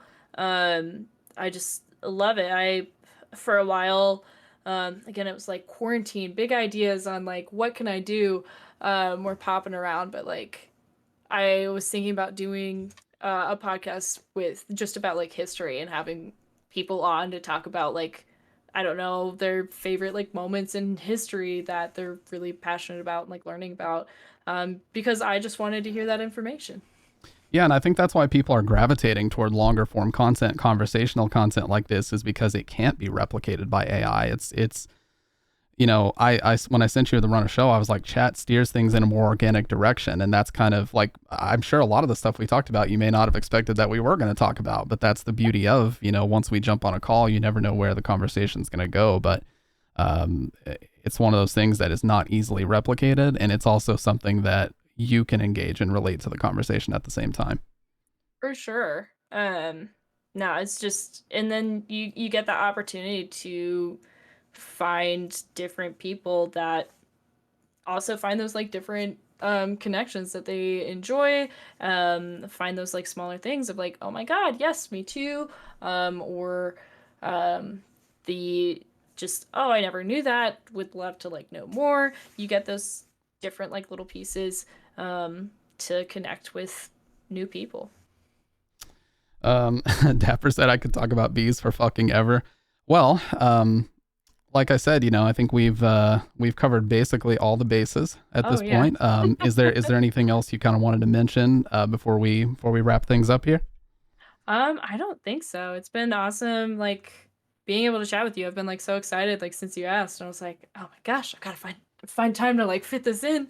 So I'm glad that was able to like that you were able to start a little later. Thank you for doing that because I Yeah. was so excited to like be invited.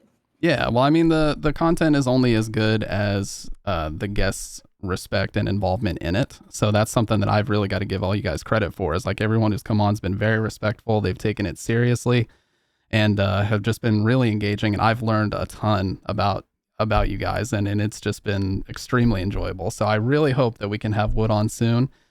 Yeah. But with that being said, I just want to say I really appreciate you taking the time. Your Wednesday night pretty much got absorbed by me, and I do apologize for that, but I'm really glad we were able to have this conversation. Guys, please refer to the pinned message. Drop her a follow on Twitch. She plays fucking awesome games. Lots of energy, very charismatic over there. And yeah, Oh yeah, thanks for having me on. And thanks for fucking staying up extra damn late for you. hey, Oh my god. this is my life. At 2:30 a.m. is like the beginning of the night for me. I did night shift for 5 years, so this is totally my alleyway. Yeah, no, I definitely feel that. I told you it's been a lot of 4:30 lately. Yep. All right. Awesome. Well, like I said, guys, drop her a follow. Check out her Ko-Fi page for some awesome commissions. You'll be really impressed with the emotes you see there. Wood just posted one. John just posted it, the feral emote. So awesome animated emotes. Come on, come all. Check out her page. So I'll talk to you later. And yeah, I'll hit you up in the Discord here in just a little bit. But I appreciate you coming on and have a great rest of your night. Hell yeah, you too. All right. See ya. Bye. All right. Oh shit, I went to the wrong scene. Professional podcast producer, by the way. Yeah, that was extremely enjoyable. I cannot believe we talked for over 3 hours. That was surprising to me. And how did my dumbass almost end that conversation without getting into the paranormal talk? That's one of the most enjoyable parts of every conversation that we have. So I just want to say this is by far the most exciting, like, content related endeavor that I've done in all of my time streaming, is having people on and having these really awesome conversations. So, you know, she was our first guest, Blockbuster John, GummyLotion, all of you guys have really turned this into something that I could have never anticipated when I started the show. It's taken on a life of its own, and I think the momentum is to a point where, you know, I'm just really loving it. I can't, like, it's just exploding out of me right now how much fun I'm having. And I mean, the fact that I didn't even sneeze or think whatsoever about staying up until 2:30 to do this, dude, I'd stay up until 4:30 to do this. So yeah, really appreciate it. And she is fucking awesome. She as in SHI and she as in GummyLotion. They're both fucking awesome. Check out their streams. But yeah, with that being said, I hope everybody enjoyed episode 8, and we'll be back next Wednesday, potentially with a guest, but if not, that's a-okay. I can do a solo episode again as well. Because God knows I've got 1,000,001 topics after having these kind of, recharging conversations with everybody. So, we'll see you all soon, and, I will talk to you guys later in the next episode. Yeah, it's like the fucking next time on Guiding Light. I'm gonna cut that out. But yeah, I'm gonna disappear into a cloud of Silent Hill fog, and I will talk to you guys later. Goodbye.